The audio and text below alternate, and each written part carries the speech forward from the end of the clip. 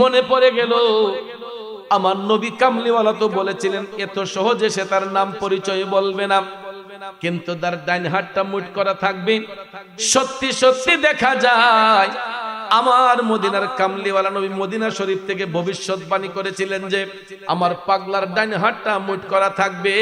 সত্যি সত্যি দেখা যায় ওয়াইসাল কারণীর ডাইন হাতটা মুঠ করা। এ বন্ধুরা আমার, বাবাজিরা, এই জন্য কবি বলেছেন কোরআন হাদিস পড়লেই শুধু আলেম তো হয় না, নবীর প্রেমে মজনু যারা তারাই মাওলানা। ঠিক কিনা কোন ভাইরে? নবীর ইশকের পাগল যিনি তার সিনায় এলেমের খনি, আরে ঘরে বসে দেখতে পারে সোনার মদিনা, এলেমের শহর গো নবী শাহে মদিনা, এলেমের শহর গো নবী শাহে মদিনা। কে বলে রে আমার নবী গায়েব জানে না, এলেমের শহর গো নবী শাহে মদিনা। আমার নবী ভবিষ্যৎবাণী করেছিলেন, বাস্তবে হযরত আলী হাতের মধ্যে ধরে বললেন, পাগলা এবার তোমার হাতটা খোলো। হাতটা খোলার সাথে সাথে দেখা যায় আমার নবী যেই সাদা চিহ্নের কথা বলেছিলেন, সত্যি সত্যি ওই সাদা চিহ্নটা ওয়াইসাল কারণীর হাতের মধ্যে দেখা যায়। আরো জোরে জোরে কন্যা সুবহানাল্লাহ। এই বন্ধু এবার হযরত ওমর ডাক দিয়া কয়, ওয়াইসাল কারণী কেন এত লুকোচুরি করছো আমাদের সাথে? তুমি জানো নি আমরা কই থেকে আসছি? আমরা মদিনা শরীফ থেকে দয়াল নবীর পক্ষ হতে তোমার নিকট আগমন করেছি। এ ওয়াইসাল কারণী, আমার মদিনার কামলিওয়ালা নবী তোমাকে সালাম দিয়েছেন। নবী তার গুনাহগার উম্মতের জন্য তোমাকে দোয়া করতে বলেছেন। আর তুমি এতই ভাগ্যবান পাগলা, আমরা নবীর গোলামি কইরা যেটা অর্জন করতে পারি নাই, এই নির্জন জঙ্গলার মধ্যে থাইকা তুমি সেটা অর্জন করেছো। নেউরে পাগলা নেও, আমার নবীজির ব্যবহৃত এই জুব্বা মুবারক আমার নবী তোমার জন্য এটা হাদিয়া পাঠাইছে। আরো জোরে জোরে কন্যা সুবহানাল্লাহ। পলকে জীবন দিয়ে দেব যদি নবী তুমি চাও, কলিজা টুকরা করে দেব যদি নবী তুমি চাও। ও গোয়ারে যে আমার এই অধমে একবার দেখা দাও, হাবিবি ইয়া রাসূলুল্লাহ, হাবিবি ইয়া হাবিবাল্লাহ, বলো না ইয়া রাসূলুল্লাহ, বলো না ইয়া হাবিব। কষ্ট হচ্ছে ভাইয়েরাম। ওয়াইসাল কারণী আমার নবীর জুব্বা পাইয়া খুশি না বেজার? এই জুব্বা তিনি বুকের মধ্যে জড়াইয়া টপ টপ করে কান্না করতেছেন, টপ টপ করে চোখের পানি ছেড়ে কান্না করে। আপনারা বলেন এই কান্না কি কষ্টের কান্না? এটা আনন্দের কান্না। কিসের কান্না? কান্না শব্দ এক কান্না নয়, সব ধরনের কান্না এক সমান নয়। কান্না দুই ধরনের, একটা হলো কষ্টের কান্না, একটা আনন্দের কান্না। ঠিক না ঠিক? আমাদের বাচ্চাগুলা যখন পড়াশোনা করে তখন দেখবেন এরা যখন A+ পায়, গোল্ডেন পায়, আয়া যখন বাড়ির যখন খুশি হইয়া বা টেলিফোন দিয়ে যখন মা বাপরে কয় আব্বা আমি A+ পাইছি, আম্মা আমি গোল্ডেন পাইছি, তখন দেখবেন এই খুশিতে মা বাবার চোখ দিয়া পানি চলে আসে। এটা আনন্দের পানি। কারণ এই যে মা বাবা সন্তানের পিছনে এত পরিশ্রম করছে, ছেলে যখন ভালো রেজাল্ট করছে তখন মা বাবার জীবন ধন্য মনে করে। এত টাকা যে খরচ করছে আর কোনো দুঃখ থাকে না। কথা কোন ঠিক না ঠিক? যে আমার ছেলে একটা রেজাল্ট করছে ভালো, যেমন আমি খরচ করছি আমার পুতে ভালো রেজাল্ট করছে, এই জন্য দেখবেন মনের খুশিতে বাবার চোখ দিয়া মায়ের চোখ দিয়া পানি এসে যায় মনের আনন্দে। কথা কোন ঠিক কি নাম? ওয়াইসাল কারণী পৃথিবীর শ্রেষ্ঠ প্রেজেন্টেশন, এর চাইতে উত্তম পুরস্কার আর কিছু আছে? থাকতে পারে? আমার নবী কামলিওয়ালা নিজের জুব্বা মুবারক পাগলার জন্য হাদিয়া পাঠাইছেন। এটা পাইয়া হযরত ওয়াইসাল কারনী বুকে জড়াইয়া কান্না করতেছে। হযরত উমর ডাক দিয়া বলেন, পাগলা রে,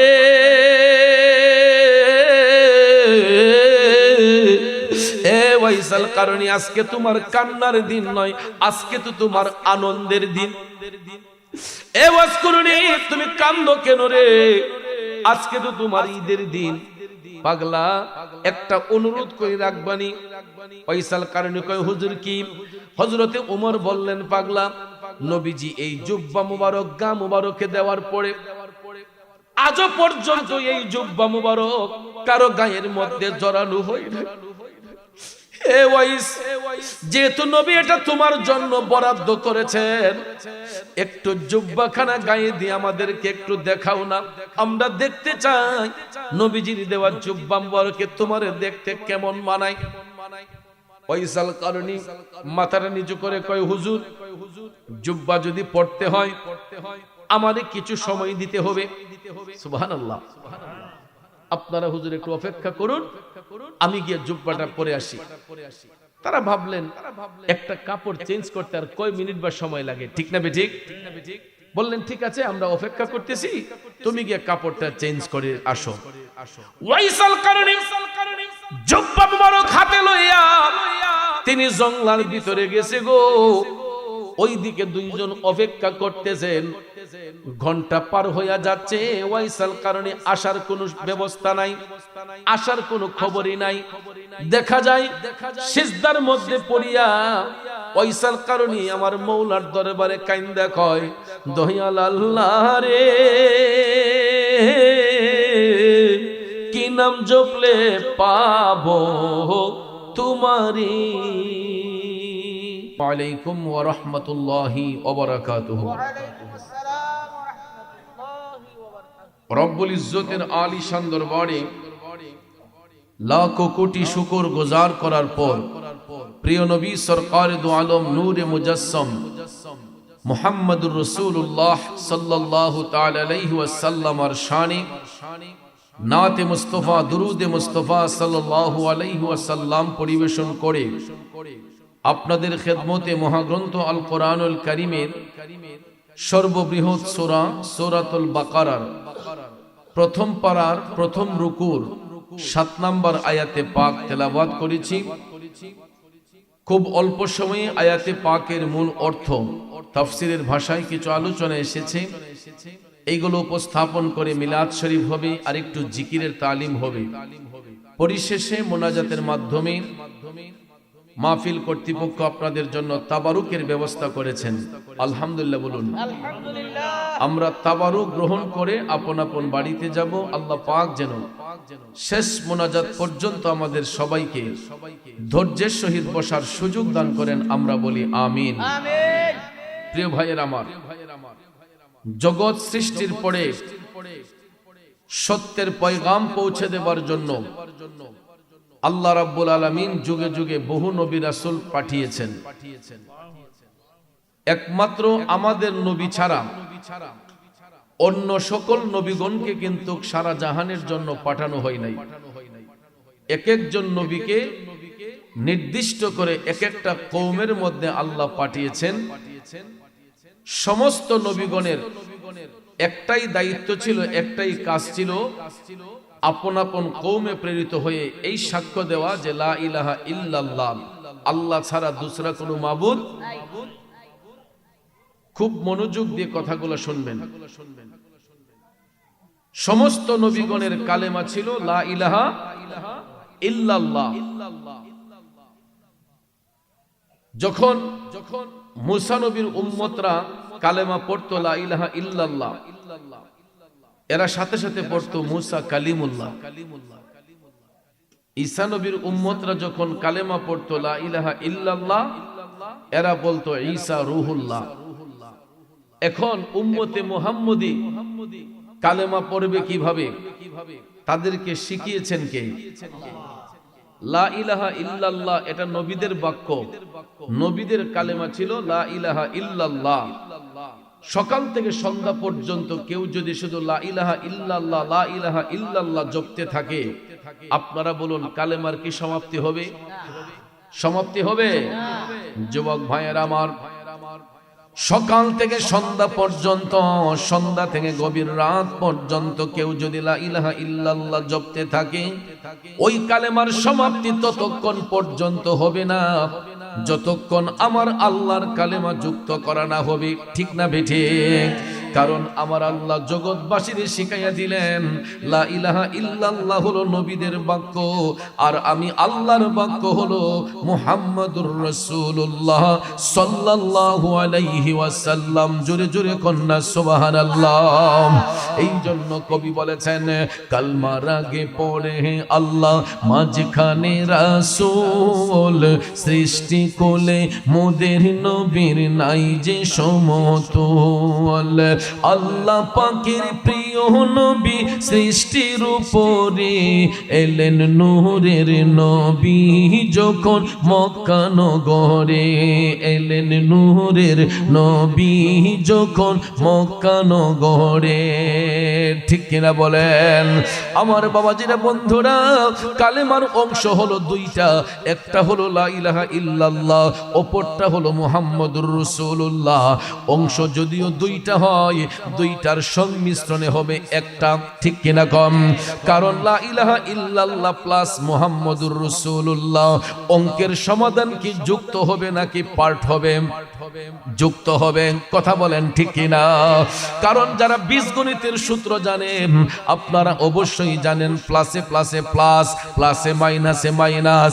এখানে বীজগণিতের সূত্র অনুসারে অঙ্ক যদি করা হয় লা ইলাহা ইল্লাল্লাহ প্লাস মুহাম্মাদুর রাসূলুল্লাহ, অঙ্কের সমাধান কিন্তু আলাদা হবে না, যুক্ত কালেমা হবে। কথা কোন ঠিক না বেঠে? আর এই কালেমাই হইল মুসলমানদের নিশানা। বন্ধুরা আমার, বাবাজিরা আমার, মদিনার কামলিওয়ালা নবী, দয়ার নবী, মায়ার নবী অস্ত্র হাতে নিয়ে ইসলামের খেদমত করতে আসেন নাই, বোমা হাতে নিয়ে খেদমত করতে আসেন নাই। দয়ার নবী আমার আল্লাহর পক্ষ থেকে প্রেরিত হয়েছেন, নির্দিষ্ট কোনো কওমের মধ্যে নয়, নির্দিষ্ট কোনো গোত্রের নবী নয়। আমরা এমন একজন নবীর উম্মত যিনি 7 আসমান 7 জমিনের নবী, যিনি 80,000 আলমের নবী। আল্লাহর সৃষ্টি জগতে যতটা জগৎ সমূহ রয়েছে, যেখানে আল্লাহ রাব্বুল আলামিন, সেখানে আমাদের নবী রহমাতাল লিল আলামিন। ঠিক না বিঠে? এই জন্য ভাইয়েরা আমার, আমার দয়াল নবীর আসার কোনো প্রয়োজন ছিল না। আল্লাহ রাব্বুল আলামিন দয়া করে, মায়া করে আপন হাবিবকে পৃথিবীর মধ্যে পাঠিয়েছেন হেদায়েতের বাণী শিক্ষা দেওয়ার জন্য, জগৎকে আলোকিত করার জন্য। ওই নবীজি পৃথিবীর মধ্যে শুভাগমন করে সর্বপ্রথম আমার নবী কালেমার দাওয়াত নিয়ে গেলেন নবীর বংশের লোক, নবীর চাচা আবু জেহেলের কাছে। আবু জেহেলের কাছে আমার নবী মুচকে হেসে গিয়ে বললেন, চাচা এই বাণী সত্য বাণী, এই কালেমা সত্য কালেমা, আপনি কালেমা পাঠ করুন। আবু জেহেল ডাক দিয়া কই, ভাতিজা তোমার এই কালেমা যে সত্য বাণী, এটার কি ডকুমেন্ট তোমার কাছে রয়েছে? আমার নবী মুচকি হেসে দিয়ে বললেন, চাচা এই কালেমা যে সত্য বাণী, এটার কোন ডকুমেন্ট আপনার দরকার?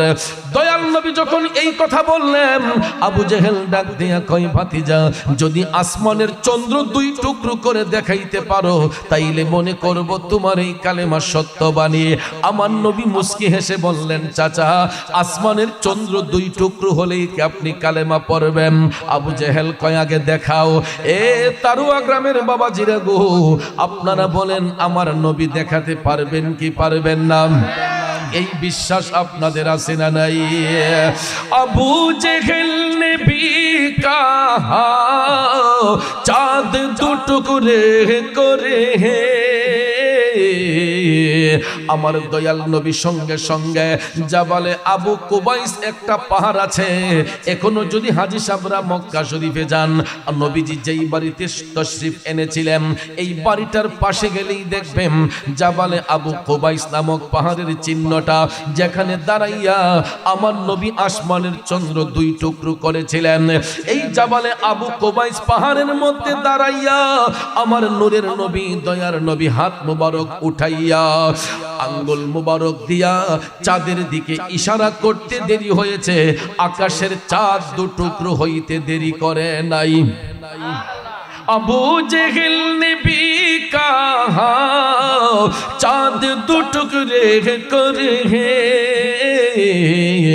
वो भी करके दिखाया है, वो नबी हमारा है, वो नबी हमारा है।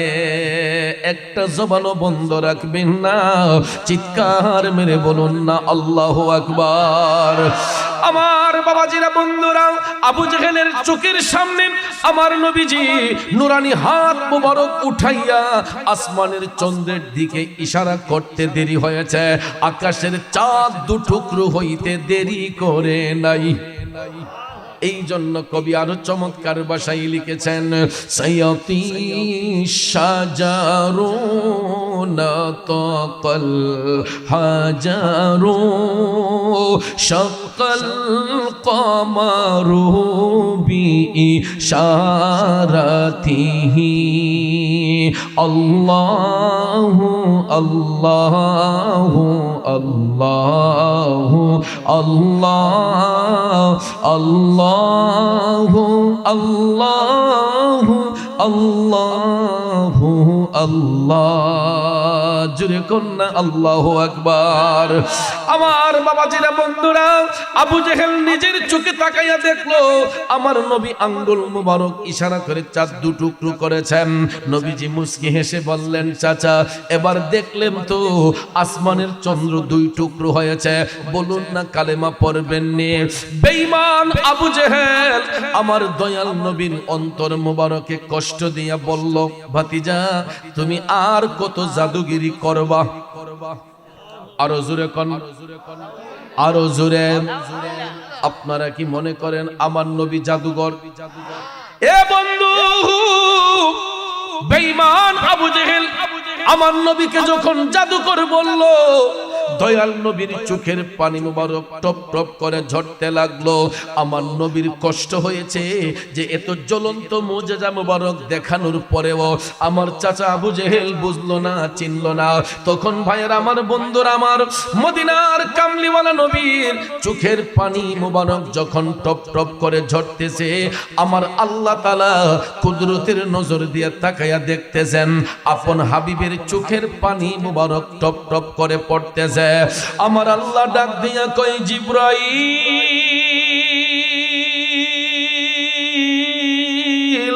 ও জিব্রাইল, তাকাইয়া দেখো আবু জেহেল আমার বন্ধু নবী মুস্তাফার অন্তর মুবারকে কষ্ট দিয়া দিছে। আল্লাহ তাআলা ডাক দিয়া কই, ও জিব্রাইল, আমার বন্ধু নবী মুস্তাফার সামান্যতম কষ্ট আমি আল্লাহ সহ্য করতে পারি না। যাও জিব্রাইল যাও, আবু জেহেলের দাঁত ভাঙ্গা জবাব দিয়ে আসো। সাথে সাথে জিব্রাইল আলাইহিস সালাম ওহী নিয়ে আমার নবীর কদমে হাজির হয়ে গেলেন।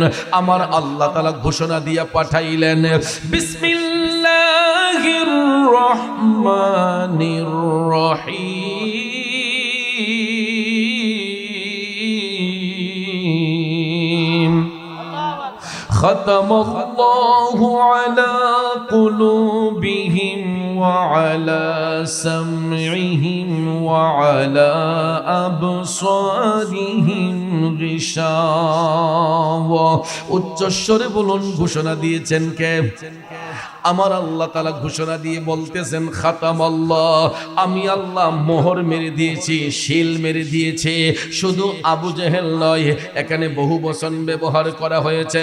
আল্লাহ কয় আলা কুলুবিহিম, সমস্ত মুনাফিকদের অন্তরে, ওয়া আলা সামইহিম, তাদের কর্ণসমূহের মধ্যে, ওয়া আলা আবসারিহিম গিশাওয়া, এবং তাদের দৃষ্টি শক্তির মধ্যে।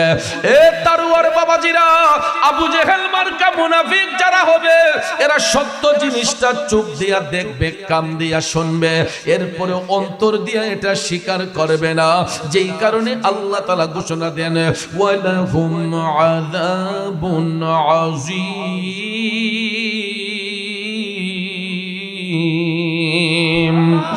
ওই সমস্ত মুনাফিকদের জন্য আমি আল্লাহ যন্ত্রণাদায়ক শাস্তি নির্ধারণ করে রেখেছে। এখন আপনারা বলুন, এই আবু জেহেল মার্কা মুনাফিক এখন পর্যন্ত আছে না নাই? এরা অতীতেও ছিল, বর্তমানও আছে, ভবিষ্যতও থাকবে, ঠিক কিনা কম? আপনারা বলতে পারেন চৌধুরী সাহেব আমরা মুনাফিক চিনব কেমনে? বাজানো, মুনাফিক কিন্তু হিন্দু বৌদ্ধ খ্রিস্টানের মধ্যে হয় না, মুনাফিক হবে মুসলমানদের মধ্যে কিছু সংখ্যক লোক।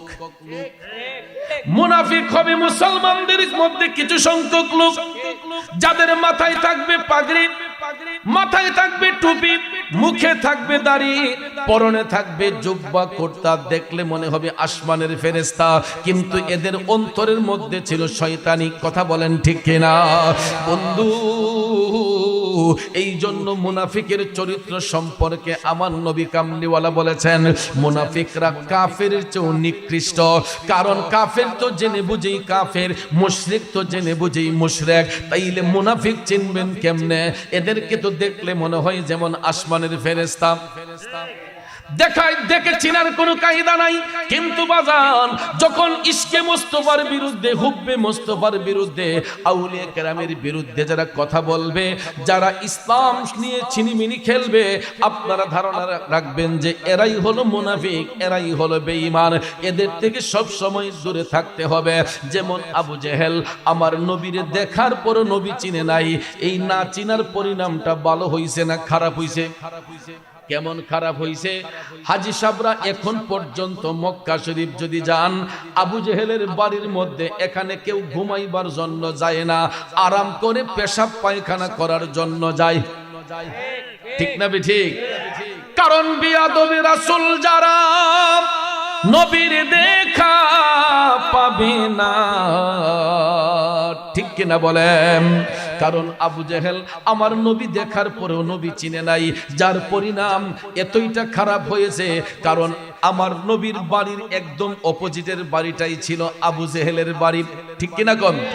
নবীজি যেই বাড়িতে শুভাগমন করেছেন ঠিক অপোজিটের বাড়িটাই ছিল আবু জেহেলের বাড়ি। এখন এই বাড়িতে আবু জেহেলের কোনো মাজারও নাই, কবরের চিহ্নও নাই। আছে একটা জিনিস, লক্ষ লক্ষ হাজী সাহেবগণ তারা যখন বাইতুল্লাহ শরীফের তাওয়াফ শেষ করেন, সাফা মারওয়া সাই কইরা বের হওয়ার সময় নাক বরাবর সোজাসুজি মিস্টার আবু জেহেলের বাড়ি। যে বেটার প্রয়োজন নাই হে বেটা কোথায় কদ্দুর দিয়ায়। আমি গত অক্টোবরে আসছি উমরা করে, এইবার আমি দুইজন মুরব্বী নিয়ে গেছিলাম সাথে, আমারই পীর ভাই দুইজনকে নিয়ে গেছিলাম সাথে। হাঁটতে পারে না, আমি তাদেরকে নিয়ে খুব টেনশনে ছিলাম যে এরা তাওয়াফটা কেমনে করাই, সাফা মারওয়া কেমনে 7টা চক্কর দিব, কোন সুরত দেওয়াইয়া। দেখি একজন বের হয়ে গেছে। তারপরে তাওয়াফ শেষ করে যখন বের হব, আমি মুরব্বীরে কই, ভাই সাহেব এটা পেলাম আবু জেহেলের বাড়ি। বুঝা আছিল, হ্যাঁ আবু জেহেলের বাড়ি, আমার কত মতন লাগবো। ওখান দিকে তাজা হয়ে গেছে গা, এতক্ষণ হাঁটতেই পারছে না। যখন শুনছে যে এটা আবু জেহেলের বাড়ি, মুরব্বী একজন দুজনই কয় কদ্দুর দেওয়ান লাগবো। বিয়াদবে রাসূল যারা নবীর দেখা পাবে না, গোলামে রাসূল হইবে যারা, নবীজি তাদের ভুলবেন না। আওয়াজ করে বলুন ঠিক না বিঠিক? এ বন্ধুরা আমার, বাবাজিরা, এখানে প্রশ্ন করতে পারেন, হুজুর আপনি আশিকে রাসূল বললেন না গোলামে রাসূল বললেন? এই জন্য গোলামে রাসূল বললাম, কারণ আশিকে রাসূল এই লকবটা অনেক উপরের দরজার লকব। আমাদের মতো অযোগ্য ব্যক্তিদের নামের আগে আশিকে রাসূল শব্দটা মানায় না। আমাদের মতো ব্যক্তিদের নামের আগে আশিকে রাসূল কথাটা বেমানান। কারণ ভাইয়ের আমার, আমাদের কত দয়াল নবী এখন পর্যন্ত গোলাম বলেই স্বীকার করেন নাই, ঠিক না ঠিক? আমরা আশিক হইলাম কখন? আগে নবীর গোলামি করতে শিখুন। নবীর গোলামি করতে করতে আশিকের খাতায় অটোমেটিকলি একদিন নাম এসে যাবে, ঠিক কিনা কোন? কারণ মুখে মুখে আশিক রাসূল বললে হবে না, কাজে কর্মে নবীর আশিক প্রমাণ দিতে হবে, ঠিক না ঠিক? কারণ আশিক রাসূল যদি বলতে হয়, আশিক রাসূল ছিলেন আমার নবীর যিনি জাহিরি চোখ দিয়ে দেখেন নাই, নবীর সাথে সরাসরি কোনোদিন ফেস টু ফেস সাক্ষাৎ হয় না, নাই, এরপর অন্তর দিয়া নবীর জন্য টান ছিল, অন্তরে নবীর ভালোবাসা ছিল। আমার নবীর প্রেমে পইরা কান্দার কারণে আমার দয়াল নবী গোপনে প্রেমের খেলা খেলেছেন। নবী খুশি হইয়া ওই আশিকের জন্য হাদিয়া বরাদ্দ রেখেছেন। ওই আশিকের নাম জানার আগ্রহ আপনাদের আছে না নাই? ও আশিকুন কা ऐसा বনে হযরত ওয়াইসুল করনি বনে, ঠিক কিনা বলেন? ওয়াইসুল করনির নামটা তো অবশ্যই শুনছেন আমার বাবাজিরা। উহুদের ময়দানে আমার নবীজির একটা দন্ত মুবারক শাহাদাত বরণ করেছিল। বন্ধু, ফিচকি দিয়া রক্ত মুবারক বের হয়েছিল। এই উহুদ পাহাড়ে, রুমা পাহাড়ের অপোজিটে উহুদের পাহাড়, রুমা পাহাড়ের অপোজিটে মদিনা শরীফ গেলে আপনারা এখনো দেখতে পাইবেন অনেক বড় উহুদের পাহাড়।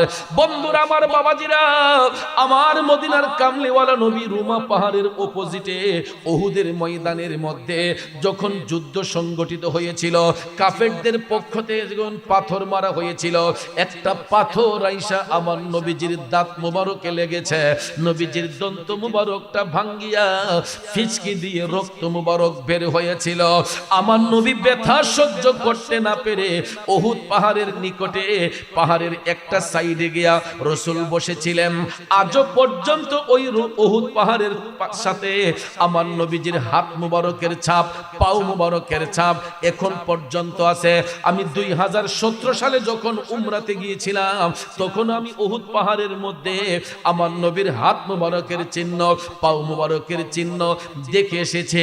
বর্তমানে আরবের সরকার সিমেন্ট দিয়ে এই জায়গাটা লেপে দিয়েছে, কারণ এখানে গিয়ে হাজী সাহেবরা ভিড় করেন, যেই কারণে এখানে যাওয়া সবার অনুমতি নাই, এই জন্য ওই জায়গাটা বন্ধ করে দিয়েছে। এখন এই জায়গাতে অনেকেই যেতে পারে না। কিন্তু ঘটনা সত্য, আমার নবীজি দাঁত মুবারক শাহাদাত বরণ করার পরে এই উহুদ পাহাড়ের মধ্যে গিয়া বসেছিলেন, রক্ত মুবারক ঝরঝর করে পড়ছিল। এ বন্ধুরা আমার, আপনারা বলেন তখন কি কোনো মোবাইল ফোন ছিল? টিনটি লাইন ছিল, অ্যান্ড্রয়েড মোবাইল ছিল, হোয়াটসঅ্যাপ, ইমো, মেসেঞ্জার ছিল, এইগুলা কিছুই ছিল না। কোন সফটওয়্যারের আবিষ্কার হয় নাই। কিন্তু আমার আল্লাহ তখনও একটা সফটওয়্যার সৃষ্টি করে দিয়েছিলেন। এটা প্রত্যেকটা আদম সন্তানের বাম স্তনের 2 আঙ্গুল নিচে। এই সফটওয়্যারটার নাম হচ্ছে লাতিফায়ে কলব। নাম কি? আদম সৃষ্টির পরে আমার আল্লাহ এই সফটওয়্যার সৃষ্টি করে দিয়েছেন। প্রত্যেকটা আদম সন্তানদের বাম স্তনের 2 আঙ্গুল নিচে একটা কালব আছে, এটাকে বলা হয় লাতিফায়ে কলব। এটা আয়নার মতো ঝকঝকে থাকে, পরিষ্কার থাকে, পবিত্র থাকে। কিন্তু মানুষ যখন 12 বছর প্লাস হয়, নারী পুরুষ যখন 12 বছর ওভার হয়ে যায়, যখন আমি আপনি বালেক বালিকা হই, সাবালক সাবালিকা হই, তখন 3 ধরনের নফসানিয়ত আছে। একটা নফসের নাম হচ্ছে নফসে আম্মারা, নফসে মুতমাইন্না, নফসে লাওয়ামা। এই 3টা নফসের মধ্যে কঠিনতম একটা নফসের নাম হচ্ছে নফসে আম্মারা। শয়তানের ধোঁকার মধ্যে আমাদেরকে ফেলে দেয়। এই নফসে আম্মারার ধোঁকায় পড়িয়া আমরা যখন পাপের দিকে ড্রাইভার্ট হইয়া যাই, অন্যায় অত্যাচারে ড্রাইভার্ট হইয়া যাই, পাপ করতে করতে আমাদের আয়নার মতো পরিষ্কার কালটা ঠিককার মতো কালো হইয়া যায়। দেখবেন চেলি কিন্তু প্রথমে সাদা থাকে, চেলি কিন্তু সাদা থাকে, এটা আগুন দিয়ে পুড়লে দেখবেন কয়লা হইয়া যায়, কালো হইয়া যায়। ঠিক কিনা কম বন্ধুরে?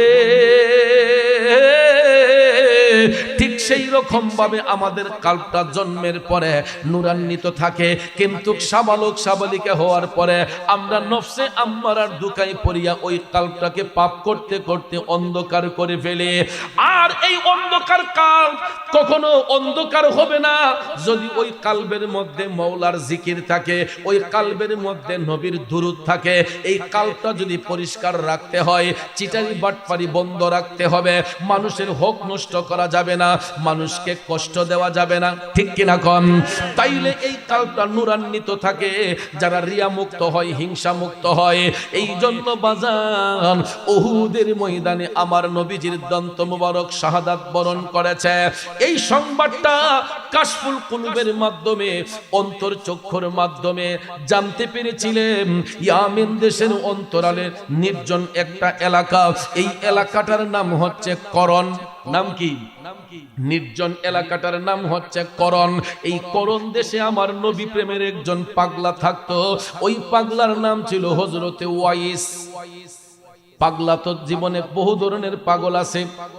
কেউ আছে নারীর পাগল, কেউ আছে টাকার পাগল, কেউ আছে দেহের পাগল, কেউ আছে সম্পদের পাগল, কেউ আছে দুনিয়ার পাগল।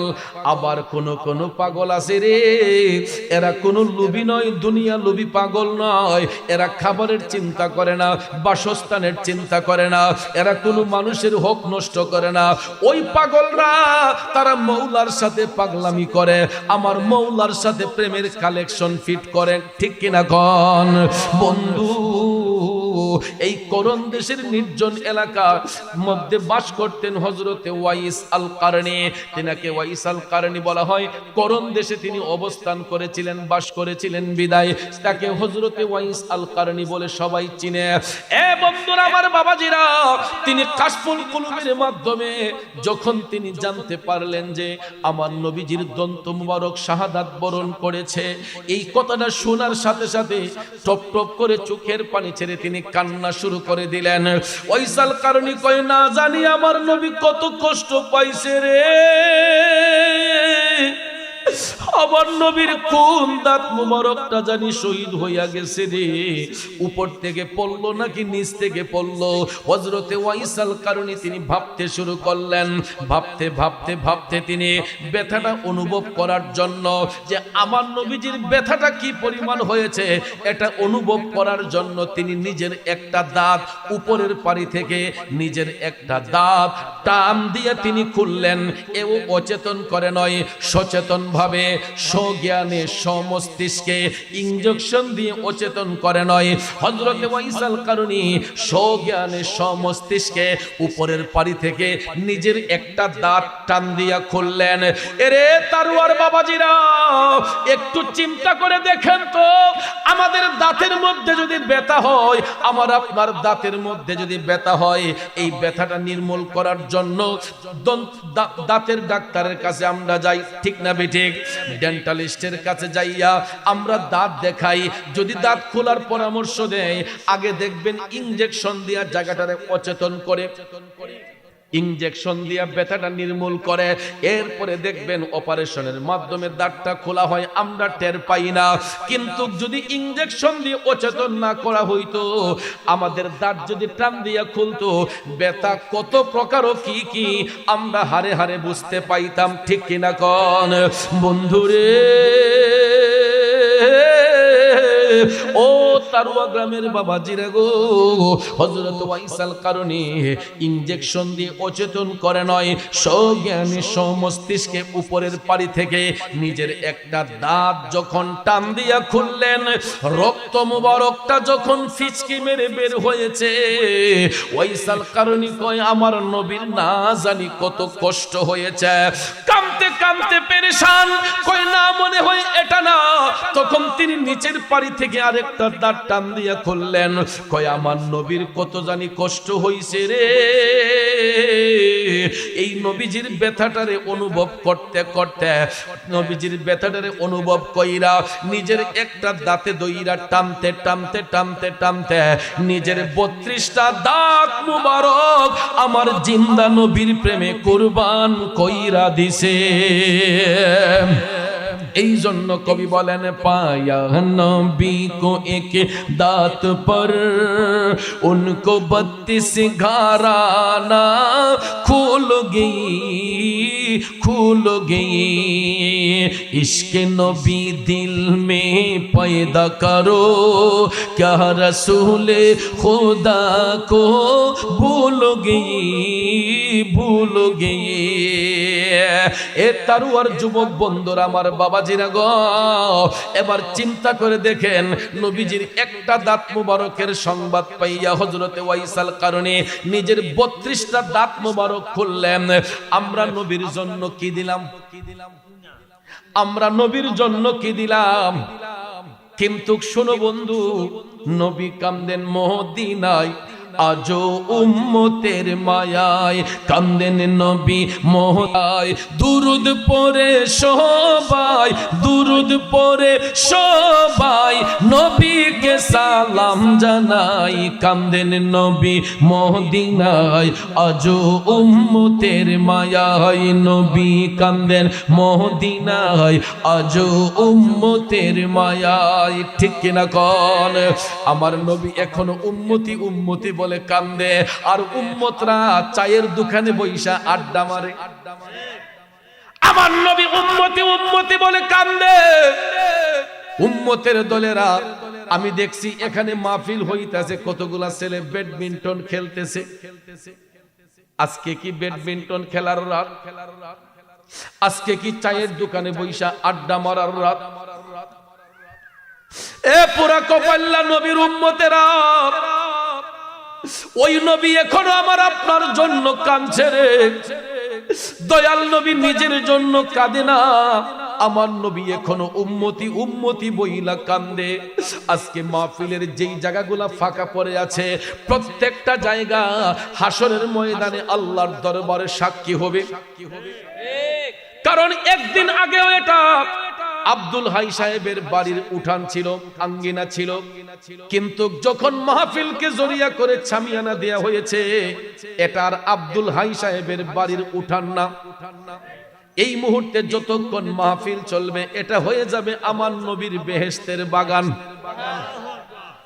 আজকে দেখেন নবীর বাগান সাজানোর কারণে এই সামিয়ানার কাপড়গুলাও দামি হইয়া গেছে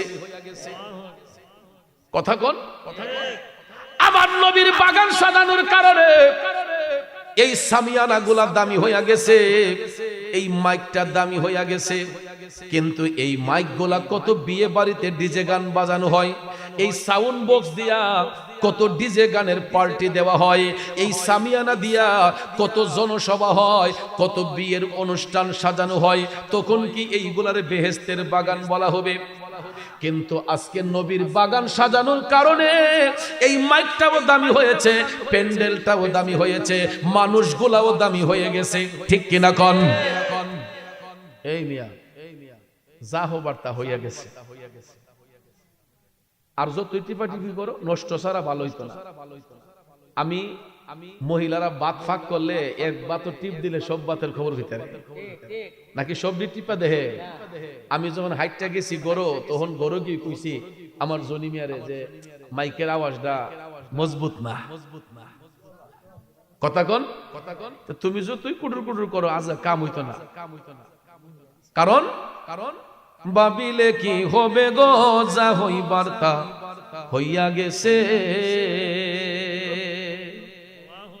এই জন্য অ্যালার্জি রোগ খুব খারাপ ঠিক না হাই রে মজার সুলকানি কথা কোন ইদির আবার একটা অ্যালার্জি রোগ আছে কুদুর পর ইতা করে ইদি করে কিন্তু আর সাউন্ড নষ্ট করে যা হবার হয়ে গেছে এখন যদি বেশি ইয়ে করেন টাইট করলে দেখবেন বাইকটা সিধা জায়গা বেশি টাইট করলে কি হয় যাক আমার কপালের দোষ মানুষের দোষ না কমিটির দোষ না এটা আমরা নসিবের দোষ ঠিক না ঠিক একটু দুরূদ শরীফ পড়েন আল্লাহুম্মা সাল্লি আলা সাইয়্যিদিনা মুহাম্মাদ নবী মাশাআল্লাহ মাওলানা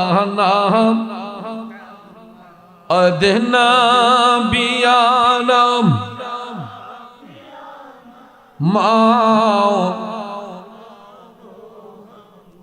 বাবাজিরা আমার কষ্ট হচ্ছে আপনাদের আমি খুব ইম্পর্টেন্ট একটা কথা বলেছিলাম যে আজকে নবীর বাগান সাজানোর কারণে এই সামিয়ানাগুলা দামি হয়ে গেছে, ফুলগুলা দামি হয়ে গেছে, মানুষগুলা দামি হয়ে গেছে, মাইকটা দামি হয়ে গেছে, প্রত্যেকটা আয়োজন আজকে দামি হয়ে গেছে। কার কারণে?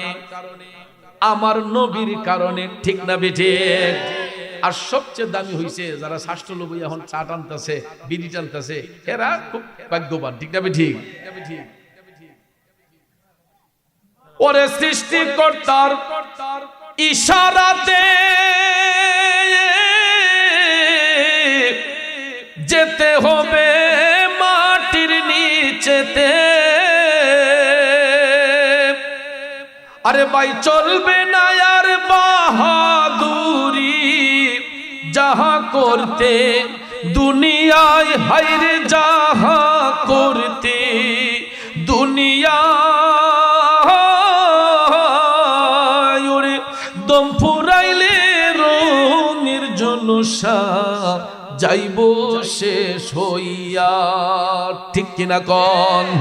এই জন্য পায়ে হাত ধরে বলবো যুবক ও বাবাজির আমার, এখনো যারা বাহিরে ঘুরতেছেন আল্লাহর ওয়াস্তে নবীর বাগানটারে পরিপূর্ণ করে সুন্দর করে বসে যান, তাইলে দেখবেন হাসরের ময়দানে আমার নবীর কোর্টে আমরা সুন্দর একটা জবাব দিতে পারবো যে আল্লাহ গো, আমরা যদিও অপরাধী, আমরা যদিও পাপী, তারুয়া গ্রামে জনাব আব্দুল হক সাহেবের বাড়ির আঙ্গিনায় একটা নবী প্রেমের বাগান সাজানো হয়েছিল, আমরা ওই বাগানে বৈশাখ কিছু নবী প্রেমের আলোচনা শুনেছিলাম।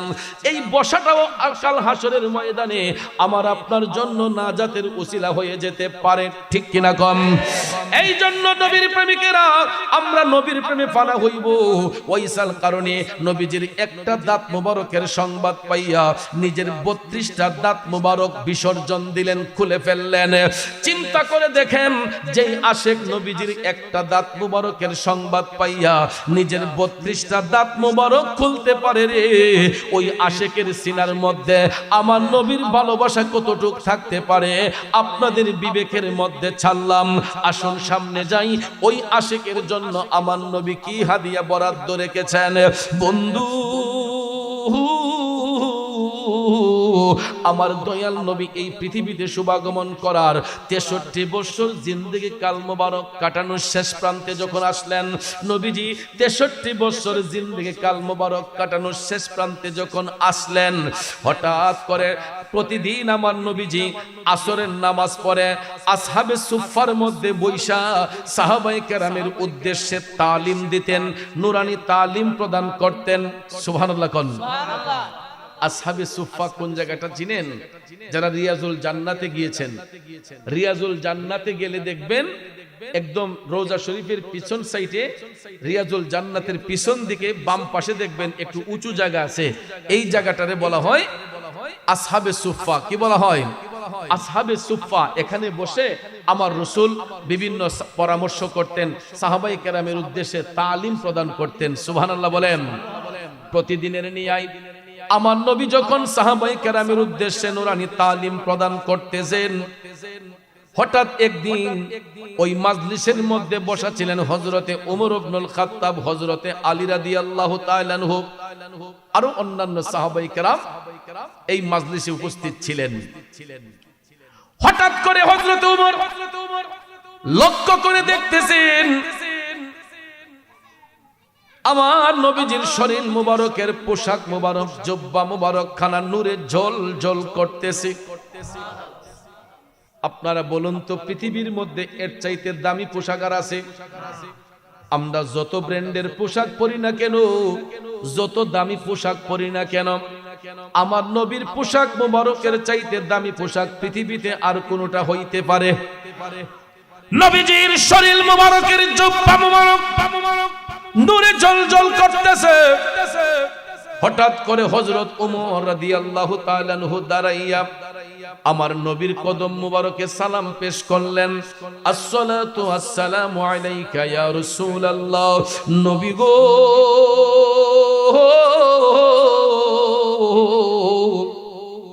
ওগো মায়ার নবীজি, আমি ওমর আপনার কদমে একটা আরজি পেশ করতে চাই। মুচকি হেসে আমার নবী বললেন, ওমর কি আর যে তুমি পেশ করবা? হযরতে ওমর ডাক দিয়া বলতেছেন, নবী গো, আপনার এই নুরানি জুব্বা মোবারক খানা নূরে ঝলঝল করতেছে। ওগো নূরের নবীজি, আমি আপনার কদমে জানতে চাই, যেই দিন আপনার ভেসাল হবে, ইন্তেকাল মোবারক হবে, আপনার এই জুব্বা নিয়ে তো অনেকেই টানাটানি করবে। নবী গো, আমি আপনার কদমে জানতে চাই, আপনার বেসাল মুবারকের পরে এই জুব্বা মুবারক আমরা কাকে দান করব, কি করব? সুবহানাল্লাহ। হযরত উমর বললেন, ইয়া রাসূলুল্লাহ, আপনার বেসাল মুবারকের পরে এটা নিয়ে তো অনেকেই টানাটানি করবে, আপনি বলে দেন ইয়া রাসূলুল্লাহ, এটা কাকে দেব, কি করব? হযরত উমর ভাবছিলেন আমার নবী হয়তো বলে দিবেন যে উমর তুমি সেটা নিয়ে নিও। আমার নবী কিন্তু এটা বলেন নাই, নবীজি কথা বলেন না। একটু পরে হযরত উমর রাদিয়াল্লাহু তাআলা আনহু যখন বসে রইলেন, কিছুক্ষণ পরে হযরতে মাওলা আলী দাঁড়ালেন। হযরত আলী রাদিয়াল্লাহু তাআলা আনহু দাঁড়াইয়া তিনিও আমার নবীর কদমে সালাম পেশ করে বলতেছেন, নবী গো, আমি আপনার কদমে জানতে চাই, এই জুব্বা মুবারক খানা আমরা কি করব, কারে দান করব? আমার নবী উত্তর করেন না। একটু পরে দেখা যায় দয়াল নবীর চোখের পানি মোবারক টপ টপ করে ঝরতেছে। আল্লাহু আকবার। হযরত ওমর ডাক দিয়া কই, নবী গো, ইয়া রাসূলুল্লাহ, আপনাকে তো এরকম করে কখনো কাঁদতে দেখি নাই। নবী গো, আপনি কান্না করতেছেন কেন? আমরা গোলামরা কি কোনো কষ্ট দিয়েছি আপনার অন্তর মোবারকে? আমার নবী ডাক দিয়া কই, না রে ওমর, না, তোমরা কখনো আমারে কষ্ট দিতে পারো না। হযরত ওমর বললেন, নবী গো, তাইলে আপনি এইভাবে কান্না করতেছেন কেন? তখন দয়াল নবী বলতেছেন, ওমর, আমি এই মুহূর্তে আমার একটা পাগলার কথা স্মরণ করে কান্না করতেছি। হযরত ওমর রাদিয়াল্লাহু তাআলা আনহু ডাক দিয়ে বলতেছেন, নবী গো, কে সেই ভাগ্যবান পাগল? এই ভাগ্যবান ব্যক্তিটা কে নবী গো, যার জন্য দিনের নবী চোখের পানি ছাইরা কাঁদে? ইয়া রাসূলুল্লাহ, আমরা ওই পাগলকে চিনতে চাই। আমার নবী ডাক দিয়ে বললেন, ওমর, আমার এই পাগলের নাম হচ্ছে ওয়াইস। নাম কি? সাহাবায়ে কেরাম বললেন, ইয়া রাসূলুল্লাহ, ওনার নাম তো আর কোনোদিন শুনি নাই। আমার নবী বললেন, শোনার কথাও না, আমার পাগল ওয়াইস ইয়ামেন দেশের অন্তরালে করণ দেশে বাস করে। তখন সাহাবায়ে কেরাম বললেন, ইয়া রাসূলুল্লাহ, আমরা তো ওনাকে কোনোদিন দেখি নাই। আমার রাসূল বললেন, ওমর, শোনো তাইলে, আমি রাসূলের যেই দিন বেসাল হবে, ইন্তেকাল হবে, তোমরা কেউ আমার জুব্বা নিয়ে টানাটানি করবা না। ওমর, যদি সুযোগ হয়, কোনদিন যদি ইয়ামেন দেশে তোমার সফর হয়, আর কোনো কারণে যদি আমার পাগল ওয়াইসের সাথে তোমাদের দেখা হইয়া যায়, আমি নবীর পক্ষ থেকে তাকে সালাম দিবা, আমার উম্মতের জন্য তারে দোয়া করতে বলবা, আর আমার ব্যবহৃত এই জুব্বাখানা আমার পাগল ওয়াইসকে তোমরা হাদিয়া দিয়ে আসবা। পাইলে নিরালাই গো নবী, পাইলে নিরালাই, পাইলে নিরালাই গো নবী, পাইলে নিরালাই। আমরা দুই কদমে চুমু খাবো, দুই কদমে চুমু খাবো, চরণ ধুলি মাখবো গাই। পাইলে নিরালাই গো নবী, পাইলে নিরালাই, পাইলে নিরালাই গো নবী। বন্ধু,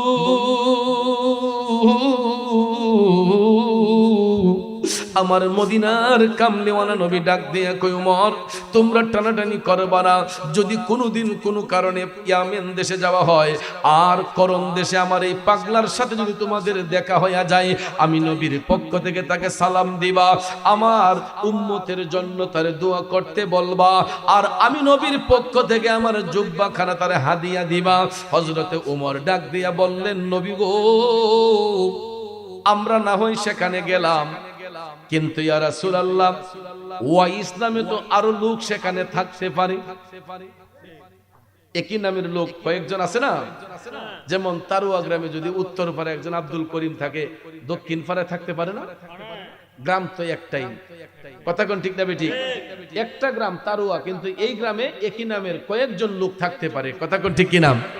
সাহাবায়ে কেরাম বললেন, নবী গো, এই নামের তো আরো অনেক লোক সেখানে থাকতে পারে, আপনার পাগল ওয়াইসকে আমরা চিনব কেমন করে? ঠিক না বেঠিক? এমত অবস্থায় সাহাবায়ে কেরাম তারা নবীকে প্রশ্ন করলেন যে ইয়া রাসূলুল্লাহ, আমরা চিনবো কেমনে? এখন এখানে খেয়াল করুন, ওয়াইস আল কারণের সাথে আমার নবীজির সরাসরি কোনোদিন দেখা হয় নাই, হইছে? এই অবস্থায় সাহাবায়ে কেরাম নবীর কাছে জানতে চাইলেন, ইয়া রাসূলুল্লাহ, আমরা তো কোনোদিন আপনার পাগলকে দেখি নাই, আমরা চিনবো কেমনে? আপনারা বলুন তো, আমার নবী চিনাইতে পারবেন কি পারবেন না? এই বিশ্বাস আপনাদের আছে না নাই? গভীর মনোযোগ। আমার নবী কামলিওয়ালা কেমনে চিনাই দেয় দেখুন। দয়াল নবী ডাক দিয়া কয়, ওমর, এই নামের কাউকে যদি তোমরা খুঁজে পাও, এত সহজে সে তার নাম পরিচয় বলবে না, কিন্তু তোমরা লক্ষ্য করে দেখবা তার ডান হাতটা মুঠ করা থাকবে, হাতের মুঠটা যদি খুলতে পারো দেখবা তার হাতের মধ্যে সাদা একটা দাগ আছে। এই দাগটা যদি খুঁজে পাও বুঝবা সেই হলো আমার পাগল ওয়াইস। নবীর কথা সত্য না মিথ্যা? সাহাবায়ে কেরাম এটার প্রতি ঈমান রাখলেন, বিশ্বাস রাখলেন। বিশ্বাস স্থাপন কইরা সবাই যার যার মতো করে আপন আপন হুজরাতে চলে গেলেন। আমার নবী কামলিওয়ালাও আপন হুজরাতে চলে গেলেন। বন্ধুরে,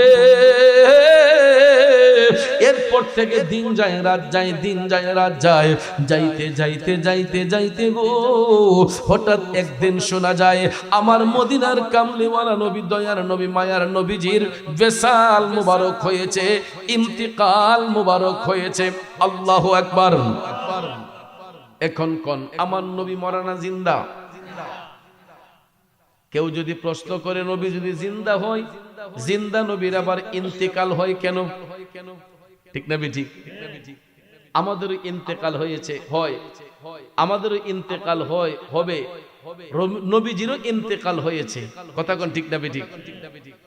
এখন তাই বলে কি নবী মরা নবী? এখন আপনাকে যদি কেউ প্রশ্ন করে যে রাসূল যদি জিন্দা নবী হন, জিন্দা নবীর আবার ইন্তেকাল হয় কেন, উত্তর দিবেন কেমনে?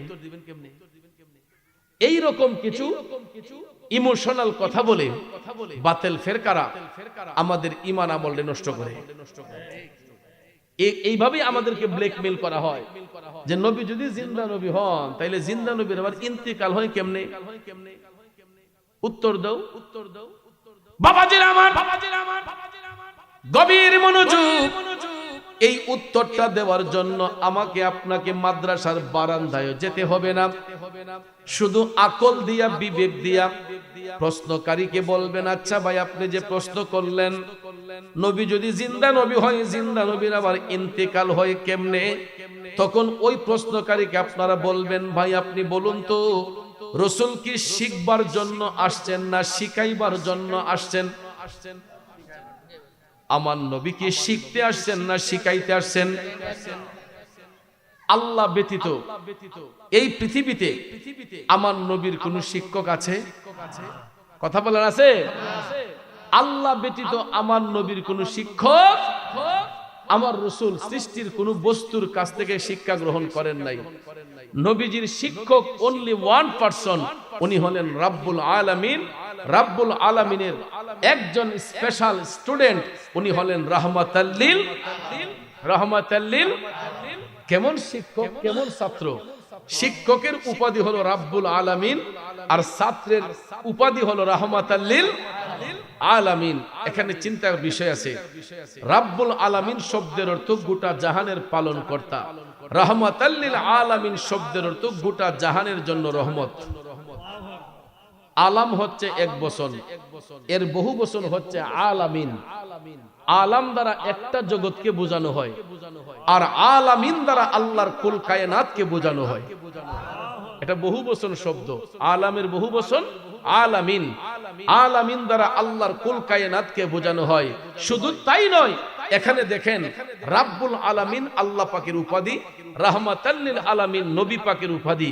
এখন রাব্বুল আলামিন লিখতে আরবি যতটা অক্ষর লাগে, রাহমাতাল লিল আলামিন লিখতে আরবি ততটা অক্ষর লাগে। কালেমার অংশ কয়টা?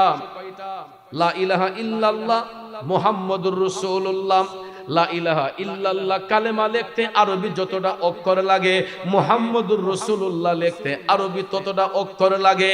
বাজান মক্কাতুল মুকাররমা লিখতে আরবি যতটা অক্ষর লাগে, মদিনাতুল মুনাওয়ারা লিখতে আরবি ততটা অক্ষর লাগে।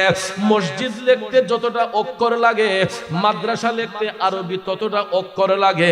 তাইলে নামের সাথে নাম মিলায়া আপন হাবিবরে ইজ্জত দিছেন কে? এই জন্য কবি বলেন, রাসূল আমরা তোমায় না চিনিলে তোমার কি আসে যায়, মোরা তোমায় না চিনিলে তোমার কি আসে যায়। দুনো জাহান নবীজির নূরি কদমে ঝোকায়, ঠিক না বেঠিক? দুনো জাহান নবীজির নূরি কদমে ঝোকায়, কথা বলেন ঠিক কিনা বন্ধুরে? আমরা এমন একজন নবীর উম্মত, ওই নবীর শিক্ষক শুধু রব্বুল আলামিন। আর সৃষ্টির কোন বস্তুর কাছ থেকে আমার নবী শিক্ষা গ্রহণ করেন নাই, বরং গোটা সৃষ্টি জগৎকে শিক্ষা দেওয়ার জন্য আল্লাহ নূরের নবীর শিক্ষক বানায়া পাঠাইছে, ঠিক না বেঠে? কুল্লু নাফসিন যায়িকাতুল মাউত, প্রত্যেক আত্মাকে মৃত্যুর স্বাদ গ্রহণ করতে হবে। একমাত্র ওই জিনিসটা শিখাইবার জন্য, বুঝাইবার জন্য আমার নবীর ইন্তেকাল মুবারক। এখন পার্থক্যটা কোথায়? পার্থক্যটা হইল, আমি আপনি যখন মারা যাই, মসজিদের মাইকে এলান করা হয়, কথা কোন ঠিক না বেঠিক? মসজিদের মাইকে এলান করা হয়, আগামীকাল এতটার সময় মরহুম অথবা মরহুমার জানাজার নামাজ অনুষ্ঠিত হবে। উক্ত জানাজার নামাজে শরীক হওয়ার জন্য সকল ধর্মপ্রাণ মুসলমান ভাইদেরকে দাওয়াত করা হইল, ঠিক নেই? পুরুষ হোক মহিলা হোক, জানাজার মাঠে নিয়ে জানাজা দেওয়ার পরে মৃত ব্যক্তিকে আমরা কবরস্থ করি, ঠিক কিনা কম? বাবাজির আমার, আমি আপনি মারা যাবার পরে জানাজার নামাজ পড়তে হয় ফরজে কিফায়া, ঠিক কিনা কোন? ফরজে কিফায়া 4 তাকবীরের সহিত জানাজার নামাজ আদায় করার পরে মৃত ব্যক্তিকে কবরস্থ করা হয়। আমার নবী যদি মরা নবী হইতেন, নবীর ওফাতের পর তো জানাজা হওয়ার কথা ছিল। এখন আপনারা বলুন, আমার নবী যদি মরা নবী হন, নবীর জানাজার নামাজের ইমামতি করছেন কে? নীল আকাশের নিচে এমন কোন মায়ের সন্তান নাই একটা দলিল দিয়ে প্রমাণ করতে পারবে যে নবীর ওফাতের পরে জানাজা পড়াইছেন অমুক ইমাম সাহেব। যদি দেখাইতে পারে, আমি মুরাদ চৌধুরী আমার সামর্থ্য অনুসারে 20 লক্ষ টাকার একটা পুরস্কার ঘোষণা করলাম। যদি কেউ বলতে পারে নবীর ইন্তেকালের পরে জানাজা পড়াইছেন অমুক ইমাম সাহেব, সহিহ সনদে যদি বলতে পারে 20 লক্ষ টাকার একটা পুরস্কার, আমার 20 পয়সাও দিতে হবে না, মৌলভী সাহেব একটা উত্তরও খুঁজা পাইব না। কারণ পৃথিবীর মধ্যে এমন কোন যোগ্যতা সম্পন্ন ইমাম পয়দা হয় নাই যে আমার নবীর আগে গিয়া জানাজা পড়াবে, ইমামতি করবে। আছে? কারণ আমার নবী হচ্ছেন ইমামুল মুরসালিন, ইমামুল আম্বিয়া, কথা কোন ঠিক কিনা? এই জন্য পৃথিবীর মধ্যে এমন কোন ইমাম পয়দা হয় নাই যে আমার নবীর জানাজার নামাজ পড়াবে। কারণ বন্ধুরা, আমার নবী যদি মরা নবী হইতেন তাইলে না জানাজা হইতো। নবীজির ইন্তেকালটা হলো একমাত্র আমাদেরকে শিক্ষা দেওয়ার জন্য যে আমরা দুনিয়াতে চিরস্থায়ী নয়, এই দুনিয়া ছেড়ে আমরা পরজগতে যাব, ঠিক কিনা কোন? এখন আপনারা বলেন, নবী কি শুধু দুনিয়ার নবী নাকি কবরের নবী? আমার নবী শুধু দুনিয়ার কবরের নবী না, তিনি হাসরের নবী, মিজানের নবী, ফুলসিরাতের নবী, ইহকালের নবী, পরকালের নবী। আল্লাহর সৃষ্টি জগতে যতটা জগৎ সমূহ রয়েছে, প্রত্যেকটা জগতের জন্য তিনি রহমাতাল লিল এই জন্য কবি কয় নবী নবী কইরা আমার মরণ যেন হয় গো, নবী নবী কইরা আমার মরণ যেন হয়। ভাইরে ওই মরণে পাইব শান্তি, ওই মরণে পাইব শান্তি, থাকবে না রে ভয়।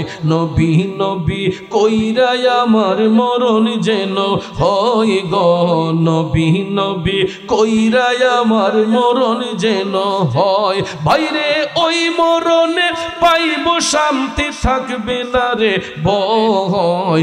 নবী নবী কইরা আমার মরণ যেন হয় গো, নবী নবী কইরা আমার মরণ।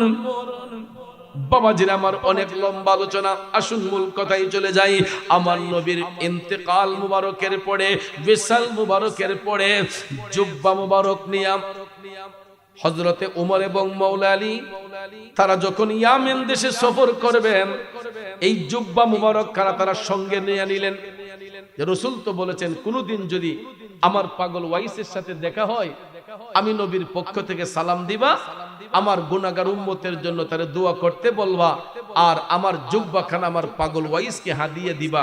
এই কথাটা সাহাবায়ে কেরাম মনে রেখে তারা যখন ইয়ামেন দেশের সফরে বের হলেন, জুব্বাখানা সুন্দর ভাইস করে সাথে নিয়ে নিলেন। সুবহানাল্লাহ কোন বন্ধুরা আমার, বাবাজিরা, সফর যখন শুরু হয়ে গেল, তারা যাইতে যাইতে যাইতে যাইতে যাইতে ইয়ামেন দেশের মধ্যে গিয়ে উপস্থিত হইলেন। ইয়ামেন দেশে যাওয়ার পরে হযরতে উমর এবং মাওলা আলী তারা প্রতিদিন এক একটা মাজলিসের মধ্যে বৈশা তালিম প্রদান করতেন। যেমন এখন আমরা তালিম দিতেছি, আমি লেকচার দিতেছি, আপনারা শুনতেছেন। তো হযরতে উমর এবং মাওলা আলী তারা প্রতিদিন ইয়ামেন দেশের এই মাজলিসে বসে তারা নুরানি তালিম দিতেন। হঠাৎ একদিন বড় একটা মাজলিস, যেখানে অনেক লোক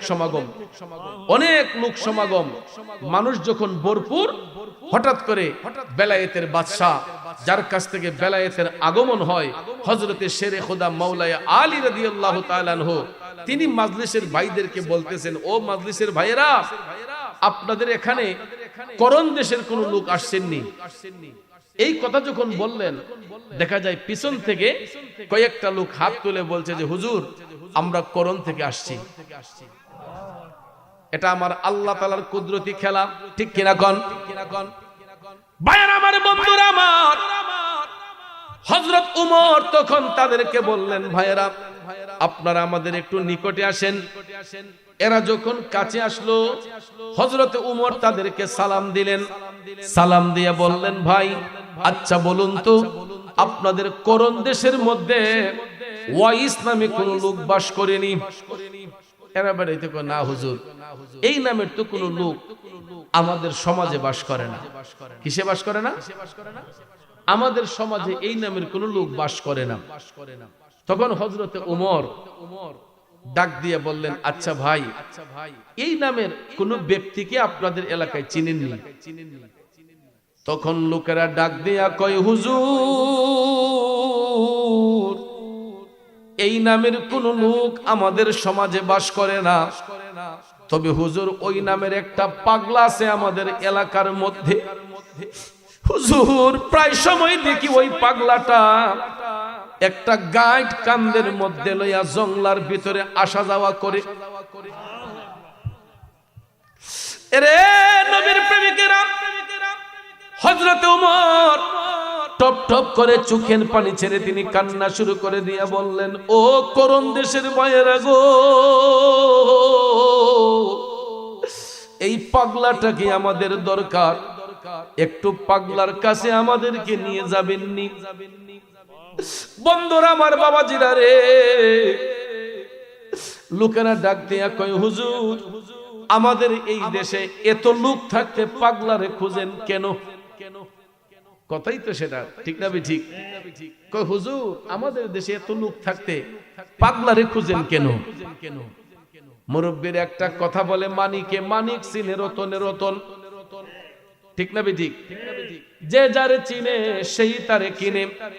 বন্ধুরে, এই তারুয়া গ্রামের মধ্যে আপনি গুইরা দেখেন, এমন লোক আছে আমাদের চোখের সামনে দিয়া যাচ্ছে, দেখলে মনে হয় সে নোংরা, দেখতে মনে হয় সে পাগল, আমরা তাকে অবজ্ঞা করি। কিন্তু গিয়া দেখেন এই তারুয়া গ্রামের মধ্যেও কিছু কিছু পাগল আছে, আমাদের চোখে তাকে খারাপ মনে হতে পারে, কিন্তু আমার মৌলার কুদরতি চোখে এসে আল্লাহর বন্ধু হইয়া গেছে। এই জন্য কাউকে নিয়ে কখনো মন্তব্য করবেন না, গীবত করবেন না, পরনিন্দা করবেন না। কারণ তোরে কি আছে আমি আপনি জানি না, একমাত্র আমার আল্লাহই ভালো জানে।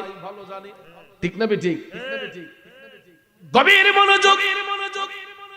হযরত ওমর বললেন, ভাই আমরা ওই পাগলার সন্ধানে এসেছি, তাকে আমাদের দরকার, একটু মেহেরবানি করে নিয়ে যাবেননি?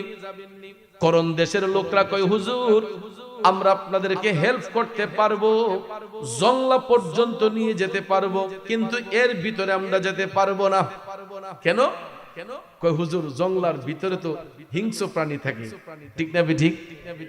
কয় হুজুর হিংস্র প্রাণীর ডরে আমাদের এলাকার কেউ জংলার ভিতরে যায় না, কিন্তু যারা নবী ওলির প্রেমে পাগল হইয়া যায় জংলার বাঘও তাদেরকে খায় না। ঠিক কিনা বলেন? বন্ধু আমার, বাবাজিরা খুব মনোযোগ। পরের দিন তারা রওনা হয়ে গেলেন করণ দেশের উদ্দেশ্যে। এতদিন খোঁজাখুঁজির পরে করণ দেশের ঠিকানা তারা পাইলেন। পাইয়া করণ দেশের উদ্দেশ্যে রওনা হইয়া যাইতে যাইতে যাইতে এরা যখন করণ দেশে গিয়া উপস্থিত হইলেন, জংলার পারে গিয়া লোকেরা কয়, হুজুর আমাদেরকে বিদায় দেন। তখন হযরত ওমর বললেন, পাগলারে এই টাইমে পামুনি? লোকেরা ডাক দিয়ে কয়, হুজুর এই টাইমেই পাগলা জংলার ভিতরে আসা যাওয়া করে, এখন গেলেই তারা পাইতে পারেন। তখন হযরত ওমর বললেন, ঠিক আছে আপনাদেরকে ধন্যবাদ, এই বলিয়া তাদেরকে বিদায় দিলেন। এ তারুয়া গ্রামের বাবাজিরা, এবার হযরত ওমর, শেরে খোদা মাওলা আলী তারা দুইজন জুব্বাখানা হাতের মধ্যে নিয়া জংলার ভিতরে ওয়াইসাল কারণে তাল্লাশে ঢুকলেন। ডুইকা দেখে গো আমার নবী প্রেমের পাগল, মাওলার প্রেমের পাগল হযরতে ওয়াইসাল কারণী কিবলামুখী হইয়া সিজদার মাধ্যমে নামাজ পড়তেছে। আরো জোরে ও নামাজ পড়ো রে, গহিনে ডুবিয়া নামাজ পড়ো, নামাজ পড়ো রে, গহিনে ডুবিয়া নামাজ পড়ো। পঞ্চ আত্মা মুক্তা দিয়া জ্ঞানীমান সাজাইও রে, গহিনে ডুবিয়া নামাজ পড়ো। ঠিক না ঠিক?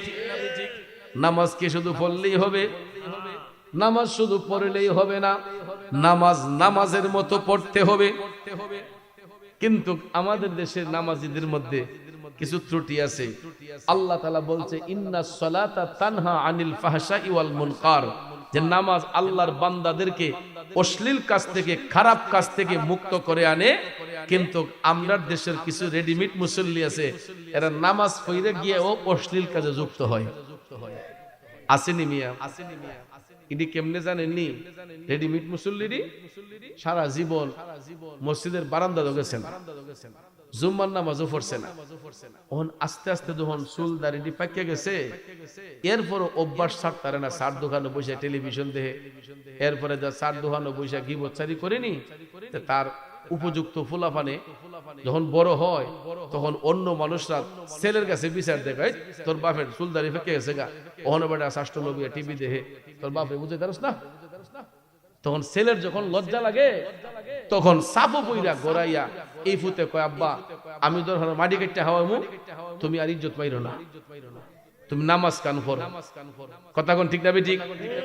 তখন আমার কিছু বাপসা ছাড়া ফুতে যখন শরম দিছে, এরপরে তারা আল্লাহর ভয়ে না, ফুতের ডরে নামাজি সাজছে।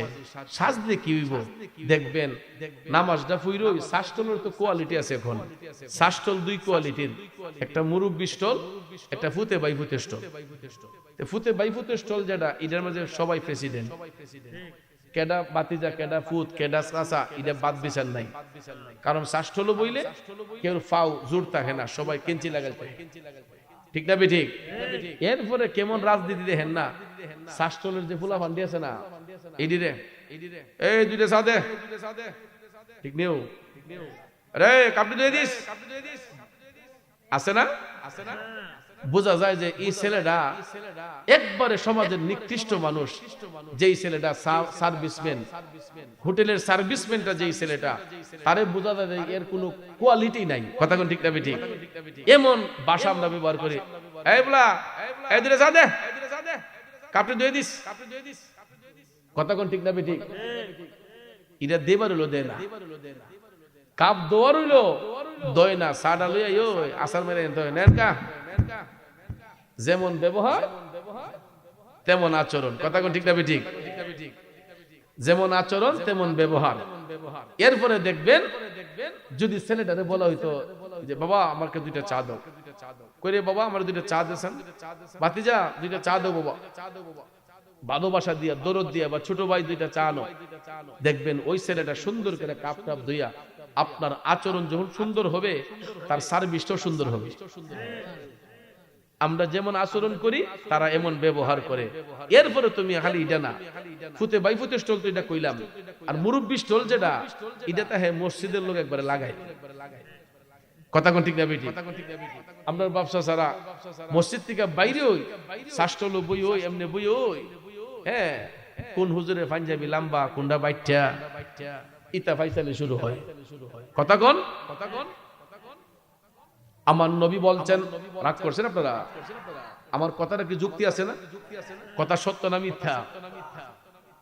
আমার নবী বলছেন আল গীবাতু আশাদ্দু মিনাজ জিনা। কোন মানুষ সম্পর্কে ধারণা না রাখা গীবত করা, পরনিন্দা করা, এটা জিনার চেয়ে নিকৃষ্ট কাজ। কোন মানুষ সম্পর্কে না যাই না গীবত করা জিনার চেয়ে নিকৃষ্ট কাজ। কিন্তু চাচা আপনি সাত সকালে ফজরের নামাজ পড়লেন ভালো হওয়ার জন্য, শাস্ত্রের দোকানে গিয়া বইসা আপনি কইতাছেন কি রে অমুক কালা বলে উত্তরাধিকার কারফুলা বলে কারফুরি লেগেছে রে, ঠিক না বেটি? এই সমস্ত বাজে কথা নামাজি ব্যক্তির মুখ দিয়ে আসতে পারে? কথা বলেন পারে? আমার রাসূল বলেছেন কেউ যদি অপরাধ করে, অন্যায় করে, এই অন্যায়টাকে যদি কেউ ঢাইকা রাখে, হাসরের মাঠে আল্লাহ রাব্বুল আলামিন তার 1000টা গুনারে ঢাইকা রাখবেন। দুনিয়ার জমিনে কেউ যদি কারো ভুল ত্রুটি ঢাইকা রাখে, অপরাধ ঢাইকা রাখে, হাসরের ময়দানে নবী বলছেন আল্লাহ রাব্বুল আলামিন তার 1000টা অপরাধকে ঢাইকা রাখবেন। কিন্তু আমরা খুঁজতে হইলে ফেসবুকে ছেড়ে দিই, ঠিক না ঠিক? একটা মানুষকে বেইজ্জতি করার জন্য আর কিছু লাগে না, ফেসবুকটাই যথেষ্ট। কথা বলেন? এই জন্য ভাইয়ের আমার এইগুলা করা যাবে না। আমার আপনার চোখের সামনে কোনো মানুষ যদি অন্যায় করে, আমরা নীরবে তাকে শুধরাবার চেষ্টা করব, ভালোবাসা দিয়ে দরদ দিয়ে তাকে বোঝাইবার চেষ্টা করব। একবার দুইবার তিনবারের পরে যদি বুঝে না, তখন তাকে আমরা আইনি প্রক্রিয়া আনবো। কথা কোন ঠিক না ঠিক? কিন্তু অধিকাংশ মানুষ এখন আইন নিজের হাতে তুলে নেয়। অধিকাংশ মানুষ আইন নিজের হাতে তুলে নেয়, আঘাতের বদলে আঘাত, আঘাতের বদলে আঘাত। এটা কোনো মুমিনের শিক্ষা না, কোনো নামাজের শিক্ষাটা হইতে পারে না, ঠিক কিনা বলেন? মানুষকে দেখাইবার জন্য বন্দেগি করা যাবে না, ইবাদত হবে একমাত্র কারে খুশির জন্য। ওয়াইসাল কারুনি লোক দেখানো ইবাদত করতেন না। এই জন্য লোকালয়ের অন্তরালে নির্জনে জঙ্গলার ভিতরে যাইয়া, মানুষের কাছ থেকে দূরে সরে যাইয়া, তিনি লোকালয়ের অন্তরালে নির্জন জঙ্গলার মধ্যে যাইয়া তিনি রিয়া মুক্ত হইয়া আল্লাহকে সিজদা করতেন। আরো জোরে কোন বন্ধুরে, ওয়াইসাল কারুনি সিজদারত অবস্থায় নামাজের মধ্যে আছেন, পিছনে সাহাবী দুইজন দাঁড়ায়া রইলেন। এবার নামাজ শেষ করিয়া ওয়াইসাল কারুনি যখন সালাম ফিরালেন, সালাম ফিরানোর সাথে সাথে পিছন থেকে দুইজন তাকে লক্ষ্য করে সালাম দিলেন, আসসালামু আলাইকুম ওয়া রাহমাতুল্লাহি ওয়া বারাকাতুহু। ওয়াইসাল কারুনি কই কিরে, এই জঙ্গলার ভিতরে তো কেউ ঢুকে না ডরাইয়া, আমার মতো কোন পাগল আজকে আবার আইলো?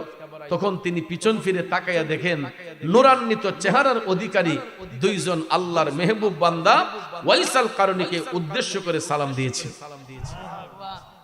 সালামের জবাব দেওয়া কি ওয়াজিব, সালামের জবাব দেওয়া। ওয়াইসাল কারণী সালামের জবাব দিলেন ওয়া আলাইকুমুস সালাম ওয়া রাহমাতুল্লাহি ওয়া বারাকাতুহু। উভয়ের মধ্যে সালাম বিনিময় হইল। এখন কুশল বিনিময় করার জন্য হযরতে ওমর মওলা আলীকে সাথে নিয়ে পাগলার কাছে গেলেন, গিয়া বললেন ভাই কিছু মনে যদি না করেন আপনার নামটা জানতে পারি? ওয়াইসাল কারণী কয় আমি আল্লাহর একজন বান্দা। হযরত ওমর কয় আরে ভাই আমরাও তো আল্লাহর বান্দা, বলুন না আপনার নামটা কি? তখন পাগলা কয় আমি এমন একজন নবীর উম্মত যিনি রাহমাতাল লিল আলামিন। জিগাইছেন নাম, বেটা কারেক্টটা কথা কোন ঠিক কিনা?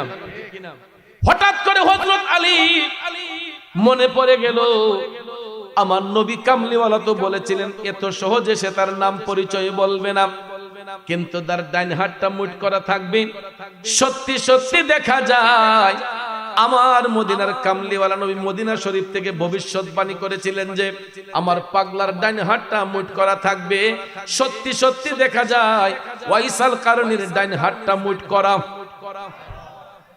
এ বন্ধুরা আমার বাবাজিরা, এই জন্য কবি বলেছেন কোরআন হাদিস পড়লেই শুধু আলেম তো হয় না, নবীর প্রেমে মজনু যারা তারাই মাওলানা।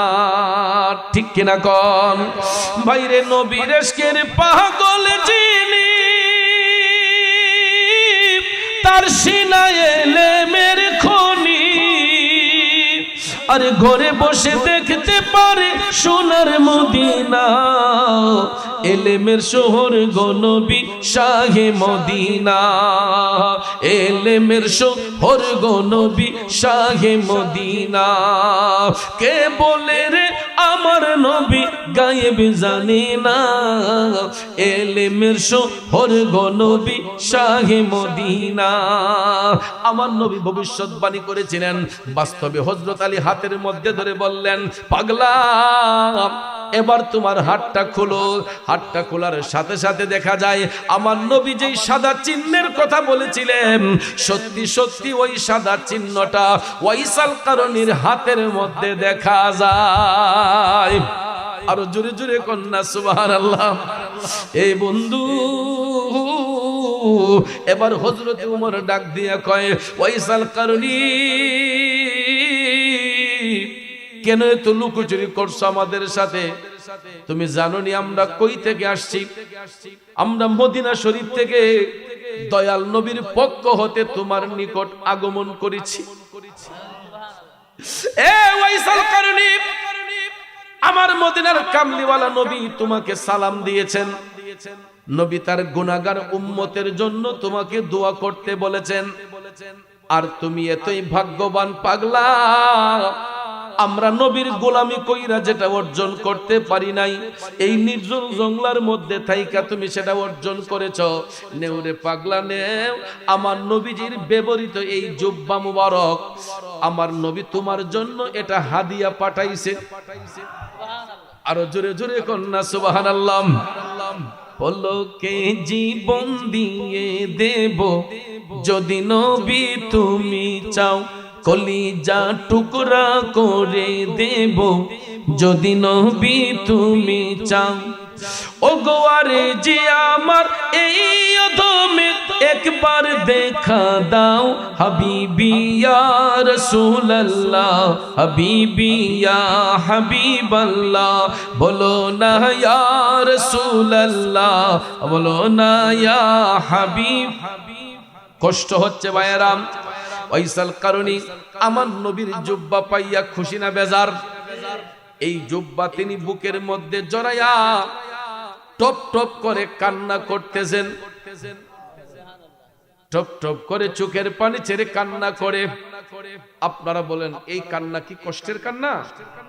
এটা আনন্দের কান্না। কিসের কান্না? কান্না শব্দ এক কান্না নয়, সব ধরনের কান্না এক সমান নয়। কান্না দুই ধরনের, একটা হলো কষ্টের কান্না, একটা আনন্দের কান্না। ঠিক না ঠিক? আমাদের বাচ্চাগুলা যখন পড়াশোনা করে তখন দেখবেন এরা যখন A+ পায়, গোল্ডেন পায়, আয়া যখন বাড়ির যখন খুশি হইয়া বা টেলিফোন দিয়ে যখন মা বাপরে কয় আব্বা আমি A+ পাইছি, আম্মা আমি গোল্ডেন পাইছি, তখন দেখবেন এই খুশিতে মা বাবার চোখ দিয়া পানি চলে আসে। এটা আনন্দের পানি।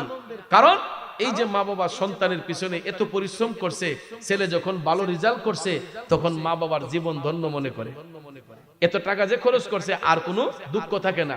কথা কোন ঠিক না ঠিক?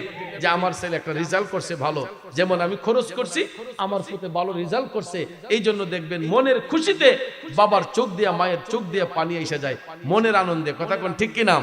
ওয়াইসাল কারণী পৃথিবীর শ্রেষ্ঠ প্রেজেন্টেশন, এর চাইতে উত্তম পুরস্কার আর কিছু আছে? থাকতে পারে? আমার নবী কামলিওয়ালা নিজের জুব্বা মুবারক পাগলার জন্য হাদিয়া পাঠাইছেন। এটা পাইয়া হযরত ওয়াইসাল কারণী বুকে জড়াইয়া কান্না করতেছে। হযরত ওমর ডাক দিয়া বলেন, পাগলা রে,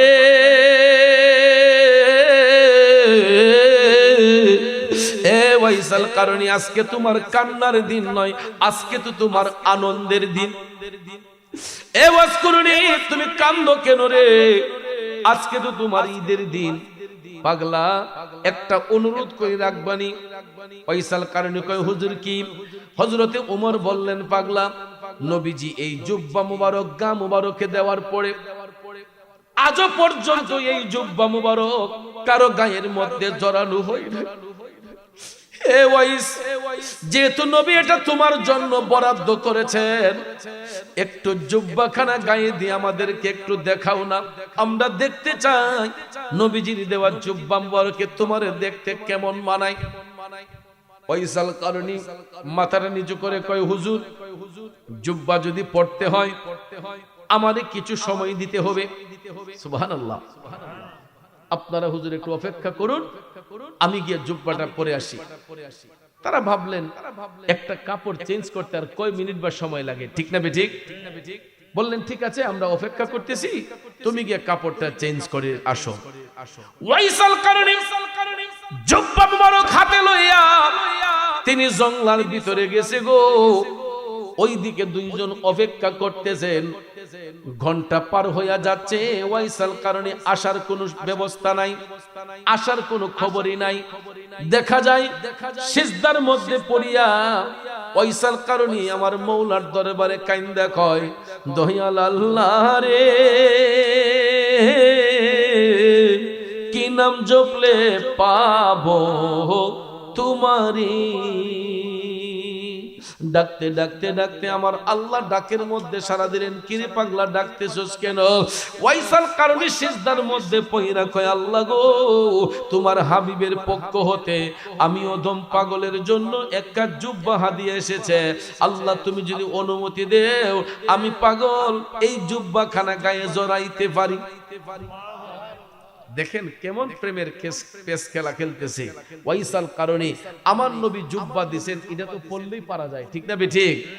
আবার তিনি সিজদায় পয়রা অনুমতি চায় কার কাছে? গায়েব থেকে আওয়াজ আসলো, পাগলা, তোমাকে জুব্বা পরার অনুমতি দেওয়া হইল। এখন অনুমতি যেহেতু আল্লাহ দিয়ে দিছে, পড়লে কোনো অসুবিধা আছে? সিজদা থেকে উঠলে কোনো সমস্যা আছে? কিন্তু দেখা যায় ওয়াইসাল কারণী সিজদার মধ্যে পড়ে আছে, অনুমতি পাওয়ার পরেও সিজদা থেকে উঠে না, জুব্বাও পরে না। অনেকক্ষণ গত হয়ে গেল, গায়েব থেকে আওয়াজ আসলো, কি রে পাগলা, এখনো জুব্বা পরার সময় কি তোর হয় নাই? জুব্বা পরস না কেন? ওয়াইসাল কারণী মওলা পাকের ধ্যানে পইরা তিনি অন্তর চক্ষু দিয়া মওলাকে সজদাবনত হইয়া ওয়াইসাল কারণে আমার মওলার সান্নিধ্যে যাইয়া কয়, আল্লাহ অনুমতি দিয়েছো, কিন্তু এই জুব্বা আমি কোনোদিনও গায়ে দিব না। আল্লাহু আকবার। কেন রে পাগলা, তুই জুব্বা পরার অনুমতি চাইলি, আমি আল্লাহ দিলাম, এখন অনুমতি পাইয়া বলতেছো জুব্বা পরবে না, কারণটা কি? ওয়াইসাল কারণী তখন ডাক দিয়া কয়, আল্লাহ গো, এই জুব্বা পাবার জন্য তোমার হাবিব নবী মুস্তাফার কত উম্মতরা দেওয়ানা ছিল, তাদেরকে বাদ দিয়ে আমি একা কেমনে জুব্বাটা গায়ের মধ্যে জড়াই? আয় আল্লাহ, তবে আমি জুব্বা পড়তে পারি, আমার শর্ত হলো যদি তুমি তোমার হাবিব নবী মুস্তাফার উম্মতের গুনাহ ক্ষমা করো, তাইলে আমি সিজদা উঠাইতে পারি, জুব্বাও পড়তে পারি। ওরে প্রেম সেল মারিল কলি যায় ওয়াসকুরুনি পাগলাই, প্রেম সেল মারিল কলি যায়,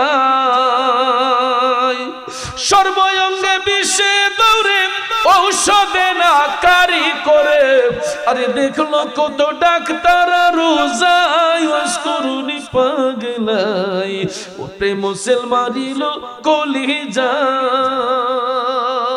খারাপ লাগতেছে ভাইয়ের আমার, বন্ধুরা আমার, দেখেন কেমন প্রেমের পেস মারলো। কয় আল্লাহ গো, এই জুব্বা পাওয়ার জন্য তোমার হাবিব নবী মুস্তাফার কত উম্মতরা দেওয়ানা ছিল, তাদেরকে বাদ দিয়ে আমি কেমনে পড়ি? হে আল্লাহ, তবে এই জুব্বা আমি পড়তে পারি, শর্ত হলো তুমি তোমার হাবিব নবী মুস্তাফার গুনাহগার উম্মতের গুনাহ মাফ করো। আর নাইলে সিজদা উঠাইতাম না, জুব্বাও পড়তাম না। কিছুক্ষণ পর অদৃশ্য থেকে আওয়াজ আসলো, পাগলা, তুই যে তো আমার হাবিব নবী মুস্তাফার উম্মতকে ভালোবাসস, যা তোর উসিলায় আমি আমার হাবিব নবী মুস্তাফার কয়েক হাজার উম্মতের গুনাহ মাফ করে দিলাম। পাগলা কয়, বাকিরা দোষ করছে কি? সুবহানাল্লাহ কইতেন না? আল্লাহ তুমি কয়েক হাজার মাফ করলা, বাকিরা দোষ করছে কি? কয় সিজদা উঠাইতাম না, জুব্বাও পড়তাম না, যদি তোমার হাবিব নবী মুস্তাফার গুনাহগার উম্মতের গুনাহ মাফ না করো। সুবহানাল্লাহ কন্না। আরে প্রেম কি দন লোকে বলে, চিনে না কুলের ছেলে, যদি তার কেহ না শেখায়, মালিক তুই আমার প্রেম শিখায়া কোন দোষে যাবে ছাড়িয়া, আরে প্রেম ফাঁসি লটকায়া গলায় ওয়াসকুরুনি পাগলাই, প্রেম সেল মারিল কলি যায়। এ আমার তারুয়া গ্রামের বাবাজিরাম, দ্বিতীয় ডাকের উত্তর আসলো। আল্লাহ কয়, পাগলা, সিজদা উঠায় আনে আমার হাবিব নবী মুস্তাফার দেওয়া জুব্বা মুবারকে যতগুলা সুতা আছে, সুতার উপরে যতগুলা লোমের আঁশ রয়েছে, এর চাইতে ৩-৪ গুণ বেশি ক্ষমা করলাম। পাগলা কয়, তাও মানলাম না। সুবহানাল্লাহ কোন, তাও মানতে পারলাম না। আল্লাহ, আমি তো একবারই বলেছি, যতক্ষণ তোমার হাবিব নবী মুস্তাফার সমস্ত উম্মতের গুনাহ ক্ষমা না করবা, ততক্ষণ পর্যন্ত সিজদা উঠাইব না, জুব্বাও পরব না। ১ নম্বর ডাকের উত্তর আসলো, ২ নম্বর ডাকের উত্তর আসলো, ৩ নম্বর ডাক দিয়া পাগলা যখন সিজদার মধ্যেই পড়ে আছে, উত্তর আসার আগেই দুইজন যে অপেক্ষায় ছিলেন মনে আসেনি? এত সময় তো লাগার কথা না। হযরত উমর বললেন, আলী আসেন তো, পাগলা গেল কই, একটু দেখা আসি। তারা দুইজন জঙ্গলার ভিতরে ঢুইকা দেখেন ওয়াইসাল কারণে সিজদার মধ্যে পইরা বেহুদ আমার মওলার দরবারে কান্না করতেছে। এমন সময় হযরতে উমর ডাক দিলেন, পাগলা রে, হে ওয়াইসাল কারণী, এখনো কি জুব্বা পরার সময় তোমার হইল না? এই ডাক দেওয়ার সাথে সাথে ওয়াইসাল কারণী উনি দুনিয়ার শব্দ পায়া, মানুষের আওয়াজ পায়া, তিনি সিজদা থেকে উঠা পিছন ফিরে তাকায়া কয়, হুজুর, এই মুহূর্তে আমার ডাকটা দেওয়া ঠিক হইছে না। সুবহানাল্লাহ কোন। কিন্তু ডাকটা না দিলেও কোনো উপায় ছিল না। এই ডাকের মাঝে একটা হাকিকত আছে। সুবহানাল্লাহ কোন। হাকিকতটা হইল, আমার আল্লাহ যদি একসাথে সবাইরে মাফ কইরা দেয়, তাইলে আমার আল্লাহর ৯৯টা সিফতি নামের মধ্যে হতে ৩টা নামের পরিচয় গোপন হইয়া যায়। একটা নাম হলো গাফফার, একটা নাম হলো রহমান, একটা নাম হলো রাহিম, যেই নামের গুণে আল্লাহ বান্দারে রহম করে, দয়া করে, ক্ষমা করে। ঠিক না বেঠিক? গাফফার শব্দের অর্থ ক্ষমাকারী, রহমান শব্দের অর্থ দয়াকারী, রাহিম শব্দের অর্থ হলো রহমকারী। কথা কোন ঠিক না বেঠিক? আমার আল্লাহর এক একটা নামের এক একটা পরিচয়। আল্লাহ যদি একসাথে সবাই রে মাফ কইরা দেয়, তাইলে তো আর চোখের পানির কোনো প্রয়োজন নাই। ঠিক না বেঠিক? এই জন্য হযরত উমর ডাক যে দিলেন, এই ডাকের মধ্যে হাকিকত আছে। হাকিকতটা হলো আমার আল্লাহ সবাই রে মাফ কইরা দিলে তিনটা নামের জিকির বন্ধ হয়ে যাবে। এই জন্য ওয়াইস করুনি পাগলাকে গিয়া ডাক দিলেন। পাগলা কয়, হুজুর ডাকটা দেওয়া উচিত হয় নাই। কেন পাগলা? কই যদি এখন আমারে ডাক না দিতেন, আমি আমার মৌলার সাথে যেই প্রেমের কালেকশন ফিট করছিলাম, আমি এমন একটা সুযোগ পাইছিলাম, যদি ডাক না দিতেন আমি আমার নবীর পৃথিবীতে যত উম্মত আছে এই সুযোগে আমি নবীজির সমস্ত উম্মতের গুনাহ ক্ষমা করাইয়া লইতাম। কিন্তু এটা কি সম্ভব? কারণ পাপ না করলে রহিম নামের হয় না পরিচয় ভবে, পাপ না করলে রহিম নামের হয় না পরিচয়। আরে বান্দা গুনাহ যদি নাই করে আল্লাহ মাফ করব কি দিয়া? ঠিক না বেঠিক? আমরা ছোট বড় গুনাহ করতেই আসি। কথা কোন ঠিক না? কেউ বড় আকারে, কেউ ছোট আকারে। এমন কোন আদম সন্তান নাই বুকে হাত দিয়ে বলতে পারবে যে আমি গুনাহ করছি না। যত বড় আল্লাহওয়ালা হই, যত বড় পিসাব হই, যত বড় বুজুর্গ হই, যত বড় কামেল হই, দেখবেন আল্লাহর কাছে বিনয় হইয়া সব সময় কই, আল্লাহ আমার মতো পাপী, আমার মতো গুনাহগার আসমানের নিচে জমিনের উপরে নাই। এই কথা বইলা দেখবেন আল্লাহর ওলিরা কান্দে। ইডার দ্বারা থেকে আল্লাহর বন্ধুদের সম্মান কমে না বাড়ে? কমে না বাড়ে? আমার নবী বলছেন, কষ্ট হইতেছে? আমার নবী বলছেন আমার আল্লাহর কাছে সবচাইতে বেশি দামি হইল বান্দার দুইটা চোখের পানি। এই জন্য নবী বলেছেন, উম্মত তোমরা হাসবা কম, কানবা বেশি। হাসার পরিমাণ কম রাখবা, কান্নার পরিমাণ বেশি রাখবা। কারণ বান্দার চোখের পানিটা আমার আল্লাহ সবচাইতে বেশি পছন্দ করে। আর আমরা আল্লাহর বান্দারাও দেখবেন সমুদ্রের ঢেউ, নদীর ঢেউ, ভাষা পানির ঢেউ দেখতে পছন্দ করি না? কক্সবাজার কেন যাই? সমুদ্রের ঢেউ উপভোগ করার জন্য। সি বিচ কেন যাই? পতেঙ্গা সমুদ্র সৈকতে ঢেউটাকে উপভোগ করার জন্য। বর্ষাকালে দেখবেন নদীর পারে দাঁড়াইয়া থাকি, ভাষা পানির ঢেউ যখন উঠে, এটা পার থেকে দেখতে আমাদের সুন্দর লাগে, উপভোগ করতে ভালো লাগে। আমাদের কাছে যেমন নদীর ঢেউ, সমুদ্রের ঢেউ উপভোগ করতে ভালো লাগে, আমার আল্লাহর কাছে সবচেয়ে বেশি ভালো লাগে আল্লাহর বান্দারা যখন দুইটা চোখের পানি ছেড়ে কান্দে। আমার আল্লাহ কয় আমার রহমতের দরিয়ার মধ্যে তখন ঢেউ খেলতে শুরু হয়। বান্দার চোখের পানি জমিনে পড়লে আমার আল্লাহ রহমতের দরিয়ার মধ্যে ঢেউ খেলে।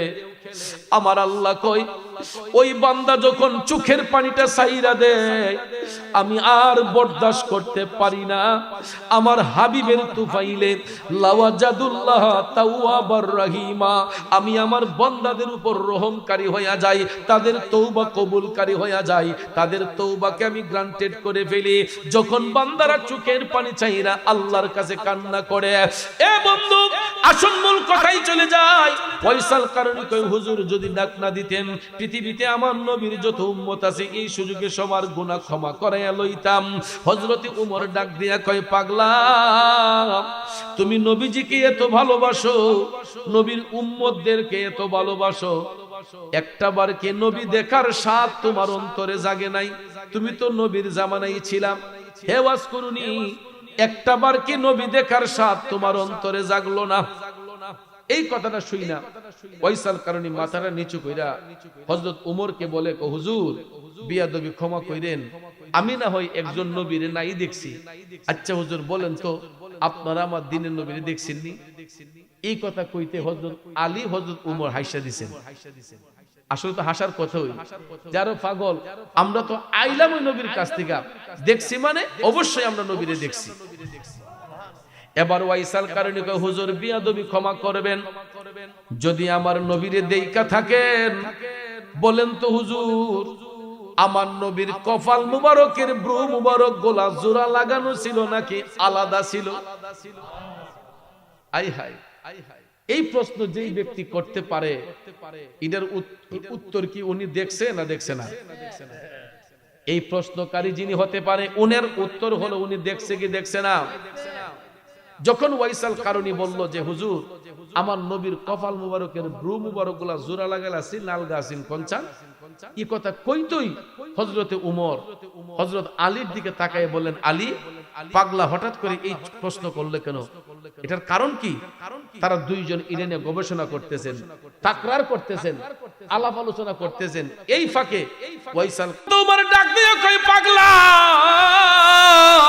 এত দেখছি আমার নবীর কপাল মুবারক, এ ওয়াসকুরুনি তুই তো কোনদিন আমার নবীরে দেখোস নাই পাগলা রে, তুই জানলি কেমনে আমার নবীর কপাল মুবারক এই রকম ছিল? তুই তো কোনদিন আমার নবীরে দেখোস নাই। ওয়াইসাল কারণী ডাক দিয়া কয়, হুজুর নবী দেখার জন্য মদিনা শরীফ যাওয়া লাগে না। আরো জোরে কন্যা, হুজুর নবী দেখার জন্য মদিনা শরীফ যাইতে হয় না, গোলামরা পৃথিবীর যেই প্রান্ত থেকে নবীর দিকে রজ্জু হইয়া যায়, আমার নবী সেখানে আইসা গোলামদেরকে দেখা দিয়া যায়। আমার আপনার পক্ষে মদিনা যাওয়া সম্ভব না হলেও মদিনার কামলিওয়ালা নবী তারুয়া গ্রামে আসতে পারেন কি পারেন না? এই বিশ্বাস আসেনি ভাইয়েরা আমার, বন্ধুরা আমার। হযরতে আলী বললেন, পাগলা তোমার সব কথা মানলাম, সব কথা মানলাম, এরপর তো তুমি নবীর জামানায় ছিলা, একটা বারের জন্য তো আসতে পারতা। তখন ওয়াইসাল কারণী কয়, হুজুর আমি ইতিপূর্বে 3 বার গেছি। কয়বার? কয় ইতিপূর্বে আমি আরো 3 বার গেছি হুজুর, কিন্তু কোনো কারণে নবীজির সাথে আমার সাক্ষাৎ হয় নাই। কিন্তু পরিশেষে যখন আবার যাইতে ইচ্ছে করলাম, আমার রাসূল আমাকে নিষেধ করেছেন যাওয়ার জন্য। সুবহানাল্লাহ কোন, সুবহানাল্লাহ কোন। কেন? এখান থেকে মেশকাত শরীফের একটা বর্ণনা পাওয়া যায় আমার নবী কেন নিষেধ করেছিলেন। ওয়াইসাল কারণী যে কান্দের মধ্যে একটা গাইড লিয়া ঘুরতেন, কইছিলাম নি? এই গাইডের ভিতরে কি ছিল আব্বা জানেননি? এই গাইটের ভিতরে ছিল ওনার গর্ভধারিণী মা।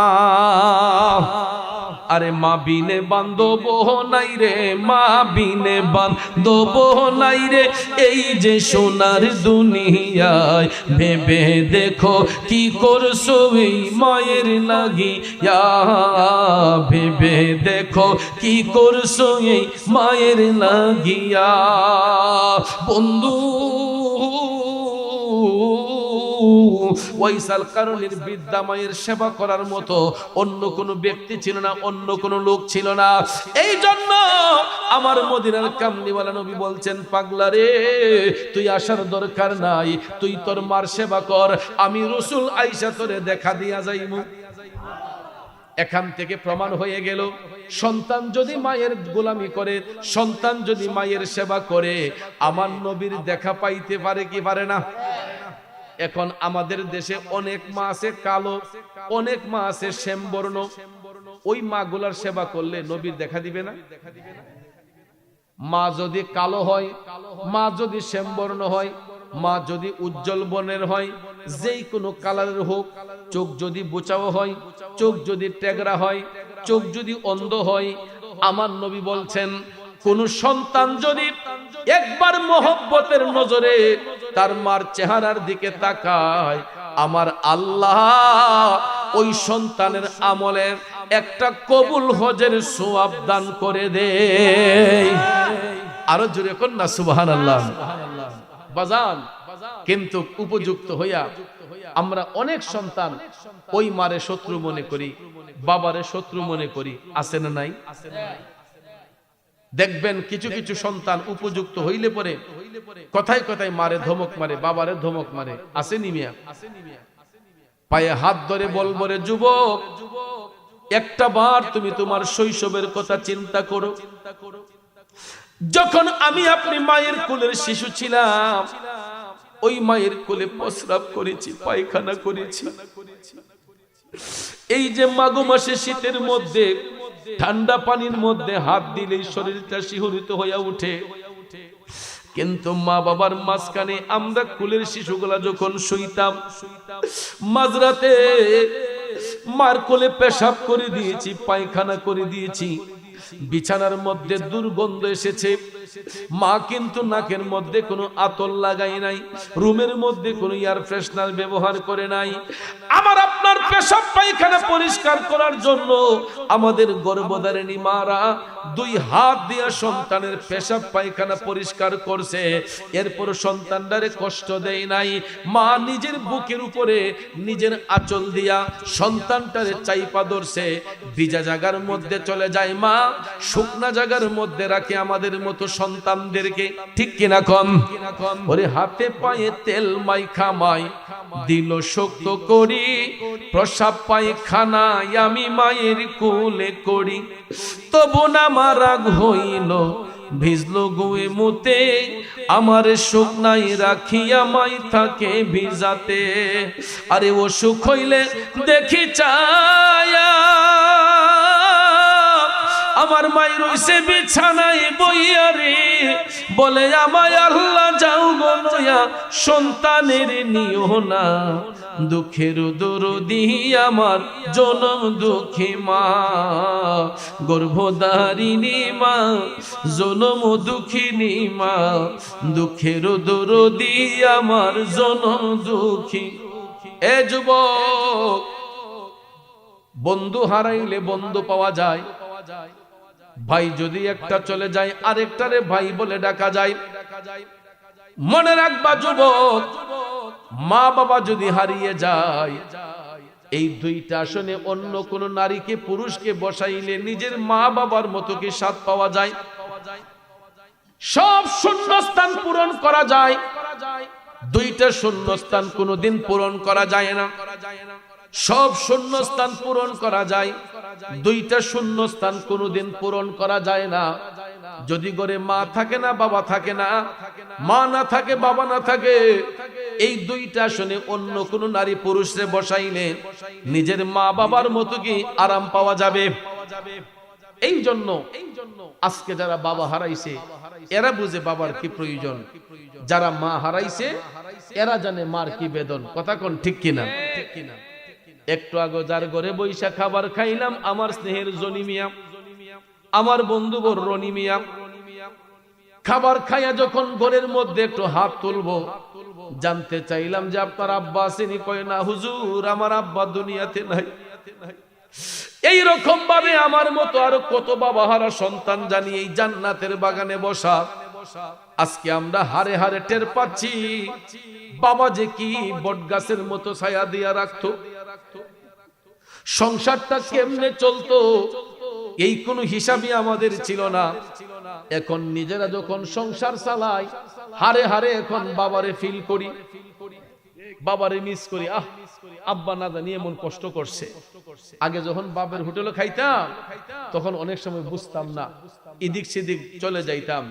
এখন যখন হোটেল যখন নিজের দায়িত্বে আসছে, এখন বোঝা যায় সংসারের খরচপাতি কত। এই জন্য একজন অভিভাবক, একজন বাবা একটা সংসারের হাল যখন ধরে, 2টা 3টা 4টা সন্তানের ভরণ পোষণ, মায়ের ভরণ পোষণ সহ 2-3টা সন্তানের ভরণ পোষণ কিভাবে করে, কই থেকে যে আনে, এটা একমাত্র একজন বাবাই বলতে পারে। কথা বলেন, কত পরিশ্রম করে টাকাগুলো যে ইনকাম করে আমরা অনেকে চোখে দেখি না। অনেকের চোখের অন্তরালে, যেমন আমাদের দেশে অনেক প্রবাসী আছে, আছে না? আমরা তো মনে করি বিদেশ মনে টেহার একটা গাছ। আমার দেশের সোনার টুকরো ছেলেগুলা, এই কলিজার ছেলেগুলা যে বিদেশে থাকে, এরা যে কত পরিশ্রম বিদেশে করে, একবার যদি নিজের চোখে কোনো বাবা দেখতো, কোনো মা যদি দেখতো, তাইলে বলতো যে ফুট তুই দেশ আইসা পড়, দরকার হয়ে পড়তো একটা পানের দোকান দিস, আর এই বিদেশ লাগতো না। যখন 20 তালা 25 তালা 30 তালার মধ্যে জুইলা জুইলা খাঁচার ভিতরে পাখি যেমন জুইলা থাকে, আমার দেশের এই কলিজার টুকরো সন্তানগুলা এরা এই পেইন্টের কাজ করে, বিল্ডিং কনস্ট্রাকশনের কাজ যখন করে, নিচ থেকে তাকাইলে বোঝা যায় যে খাঁচার ভিতরে একটা পাখি বসে রয়েছে। এই ছেলেগুলা দিনকে দিন বলে নাই, রাতকে রাত বলে নাই, মাথার গাম পায়ে ফেলে অক্লান্ত পরিশ্রম করে হাতগুলা লোহার মতো শক্ত হইয়া যায়। অনেক বিদেশি পোলাপান দেখবেন অনেকের সাথে হাত মিলাইতে লজ্জাবোধ করে, হাতটা লোহার মতো শক্ত, কারণ পরিশ্রম করতে করতে হাতগুলা লোহার মতো শক্ত হয়ে গেছে।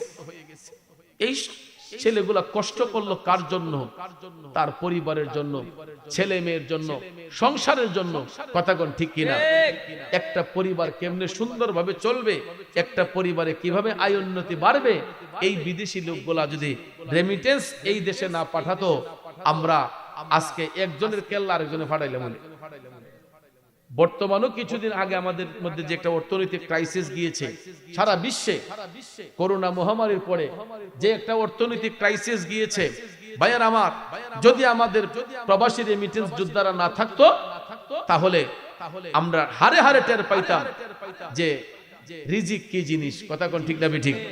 যেই কোনো উসিলায়, আল্লাহ তাদের উসিলায় এই বিদেশের ভাইগুলা রেমিটেন্স এই দেশে পাঠানোর কারণে আমার পরিবারগুলা টেরই পাই নাই কোন দিকে করোনা মহামারী গেছে। কথা কোন ঠিক না ঠিক? তাইলে এই বিদেশি লোকদের জন্য দোয়া করা দরকার আছে নি?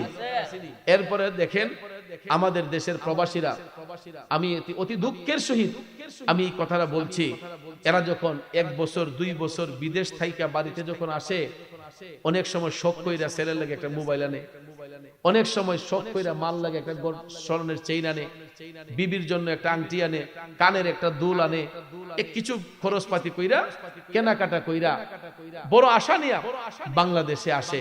কিন্তু যাদের ইনকামে আমাদের দেশের রেমিটেন্স বাড়ে, এই রেমিটেন্স যোদ্ধাদেরকে আমাদের দেশের এয়ারপোর্টে এদেরকে এইরকম সম্মান দেওয়া হয় না। কিছুদিন আগে আপনারা দেখেছেন লাগেজ গুলা কেটে মালগুলা চুরি হয়ে গেছে। এগুলা কি হাওয়ায় চলে যায়? নিশ্চয়ই কারো না কারো হাতে লাগে। কথা কোন ঠিক না ঠিক? এই ছেলেগুলা বেকার হইয়া আপনারা দেখবেন একদম পাগল পাড়া হইয়া মাটিতে গড়াইয়া পর্যন্ত আমি কামতে দেখেছি। কারণ এত পরিশ্রমের টাকা দিয়া, হালাল ইনকাম দিয়া এই ছেলেগুলা বাংলাদেশে আসার সময় বিবি বাচ্চার জন্য, মা বাবার জন্য কিছু জিনিসপত্র কিনে নিয়ে আসে। এইগুলা যখন আমাদের দেশে এসে যখন হারাইয়া যায়, এর চাইতে লজ্জা কলঙ্ক আমাদের দেশে আর কিছু হইতে পারে না। এই জন্য আমার কথা যদি বাংলাদেশ এয়ারপোর্টের দায়িত্বশীল কোনো ব্যক্তির কানে যদি পৌঁছে থাকে, আমি বিনয় করে বলবো, আমার দেশের সুনাম আর নষ্ট করবেন না। কিছু কিছু আমলাদের কারণে, কিছু কিছু দুষ্কৃতকারীর কারণে আমাদের দেশের বদনাম হয়ে যায়। এবং এই ছেলেগুলা বাংলাদেশে আইসা অনেক কষ্ট পায়া, আবার অনেক ছেলে আছে দেশে আসতেই চায় না, বাংলাদেশে কোনো আইন নাই, বিচার নাই। এই জন্য অনেক বিদেশি ছেলে মা বাবা ফোন দিয়ে কান দিয়ে কই ফুট দেশ হয় পড়ো, কয় না এই দেশে যাইতাম না। তিক্ততা নিয়া অনেকে এই বাংলাদেশে আসতে চায় না, একমাত্র হয়রানির শিকার হওয়ার কারণে। আমি বিনয় করে বলবো, প্রশাসনকে বলবো, এয়ারপোর্ট কর্মকর্তাদেরকে বলবো, এরকম অন্যায় বিদেশিদের সঙ্গে যদি ভবিষ্যতে করা হয়, বাংলার জনগণ এটা ছাড় দিবে না। তাদেরকে সম্মান দিতে হবে, কারণ এদের ইনকামের টাকা দিয়ে আমাদের দেশ সচ্ছলভাবে চলে। রেমিটেন্স যোদ্ধাদের রেমিটেন্স দিয়ে আমাদের দেশের ব্যাংকগুলা সুন্দর চাঙ্গা থাকে। কথা কোন ঠিক না ঠিক? আর না হলে বিদেশিরা যদি 1 মাস টাকা দেওয়া বন্ধ করে, দেখবেন রেমিটেন্স কার উঠতে যাব। কথা কোন ঠিক না ঠিক? আল্লাহ যেন তাদের হায়াতে ইলমে বরকত দান করে এবং আমাদেরকে যেন আল্লাহ কল্যাণ দান করে। এটা রজব মাস, আমার নবী বলছেন রজব মাসে যেই ব্যক্তি 3টা রোজা রাখলো, সে যেন একটানা 3 বছর রোজা পালন করলো। এই জন্য রজব মাসের ফজিলত অনেক বেশি। এই মাস আসলেই, এই চাঁদ উঠলেই আমার নবী আল্লাহর কাছে দোয়া করতেন, আল্লাহুম্মা বারিক লানা ফি রজব ওয়া শাবান ওয়া বাল্লিগনা ইলা রমাদান। আমার নবী কামলিওয়ালা বলতেন, আয় আল্লাহ, রজব এবং শাবান মাসের কল্যাণ আমাদেরকে দান করো, মাহে রমজান পর্যন্ত আমাদের পৌঁছে দিও। সুবহানাল্লাহ কম। এই জন্য ভাই রজব মাস আসলেই রমজানের গন্ধ চলে আসে। এই জন্য আপনারা মাহে রমজানের পবিত্রতা রক্ষার্থে এখন থেকে আমাদের ঈমান আকীদাকে মজবুত করতে হবে। মা বোনদেরকে বিনয় করে বলছি, আপনারা আমলি হয়ে যাবেন, নামাজি হয়ে যাবেন। আমরা সবাই যেন নামাজি হয়ে যাই। জি ইনশাআল্লাহ। একজন ভদ্র মহিলা দোয়া চেয়েছেন, আরো দুইজনে আমাকে হাদিয়া দিয়েছেন, তারা খুশি হইয়া আল্লাহ যেন তাদের দানকে কবুল করে, আমিন কোন। তো আমরা সবাই যেন নামাজি হয়ে যাই। আর বিশেষ করে আপনারা আমার আপনজন, আমি এই বৃহত্তর ব্রাহ্মণবাড়িয়া, সরাইল, আশুগঞ্জ, কসবা, নবীনগর, বাঞ্ছারামপুর, নাসিরনগর এবং আপনাদের বিজয়নগর সহ আখাউড়া, এই যে উপজেলাগুলা, এগুলাতে যখন আমি যাই তখন আমি মনে করি যে আমি আমার ঘরের মধ্যে আছি। আমি এই এলাকাগুলো যখন সফর করি, ভৈরব সহ নরসিংদী বা কুমিল্লা, বৃহত্তর কুমিল্লার ভিতরে এন্টার সিলেট বিভাগ সহ আমি যখন যাই, আমি মনে করি যে এগুলো আমার ঘরের মতন, যে প্রত্যেকটা মানুষকে আমার আপন মনে হয়। আপনাদেরকে দেখলে আমার খুব, আমি না চিনলেও অনেকে আমার চিনে ফেলে। আমি গাড়ি দিয়ে অনেক সময় যাই, কাই যদি মুরাদুল যাইতেছে, অথচ আমি ভদ্রলোককে চিনি না, এরপরও কয় আরে মুরাদুল যাইতেছে গা, আরে মুরাদি সাহেব যাইতেছে গা। এই যে একটা ভালোবাসা, এই যে একটা আন্তরিকতা, এটাই অনেক কিছু, কথা কোন ঠিক না? তো আজকে আপনাদেরকে অনেক একসাথে পেয়েছি। এই রাস্তা দিয়ে কিন্তু বিশ্বরোডীতে জাম হলে প্রায় সময় এই রোড দিয়ে আমি যাই, তো অনেক মানুষের সাথে দেখা হয়, অনেকের সাথে দেখা হয় না। তো আজকে সবাইকে পেয়ে অনেক ভালো লাগছে। বিশেষ করে প্রথমে মাহফিলের কন্ডিশন দেখে একটু কষ্ট হয়েছিল, এখন মাশাআল্লাহ পুরা প্যান্ডেল ভরপুর আছে, আলহামদুলিল্লাহ। আল্লাহ যেন কবুল করে, আমিন কম। তো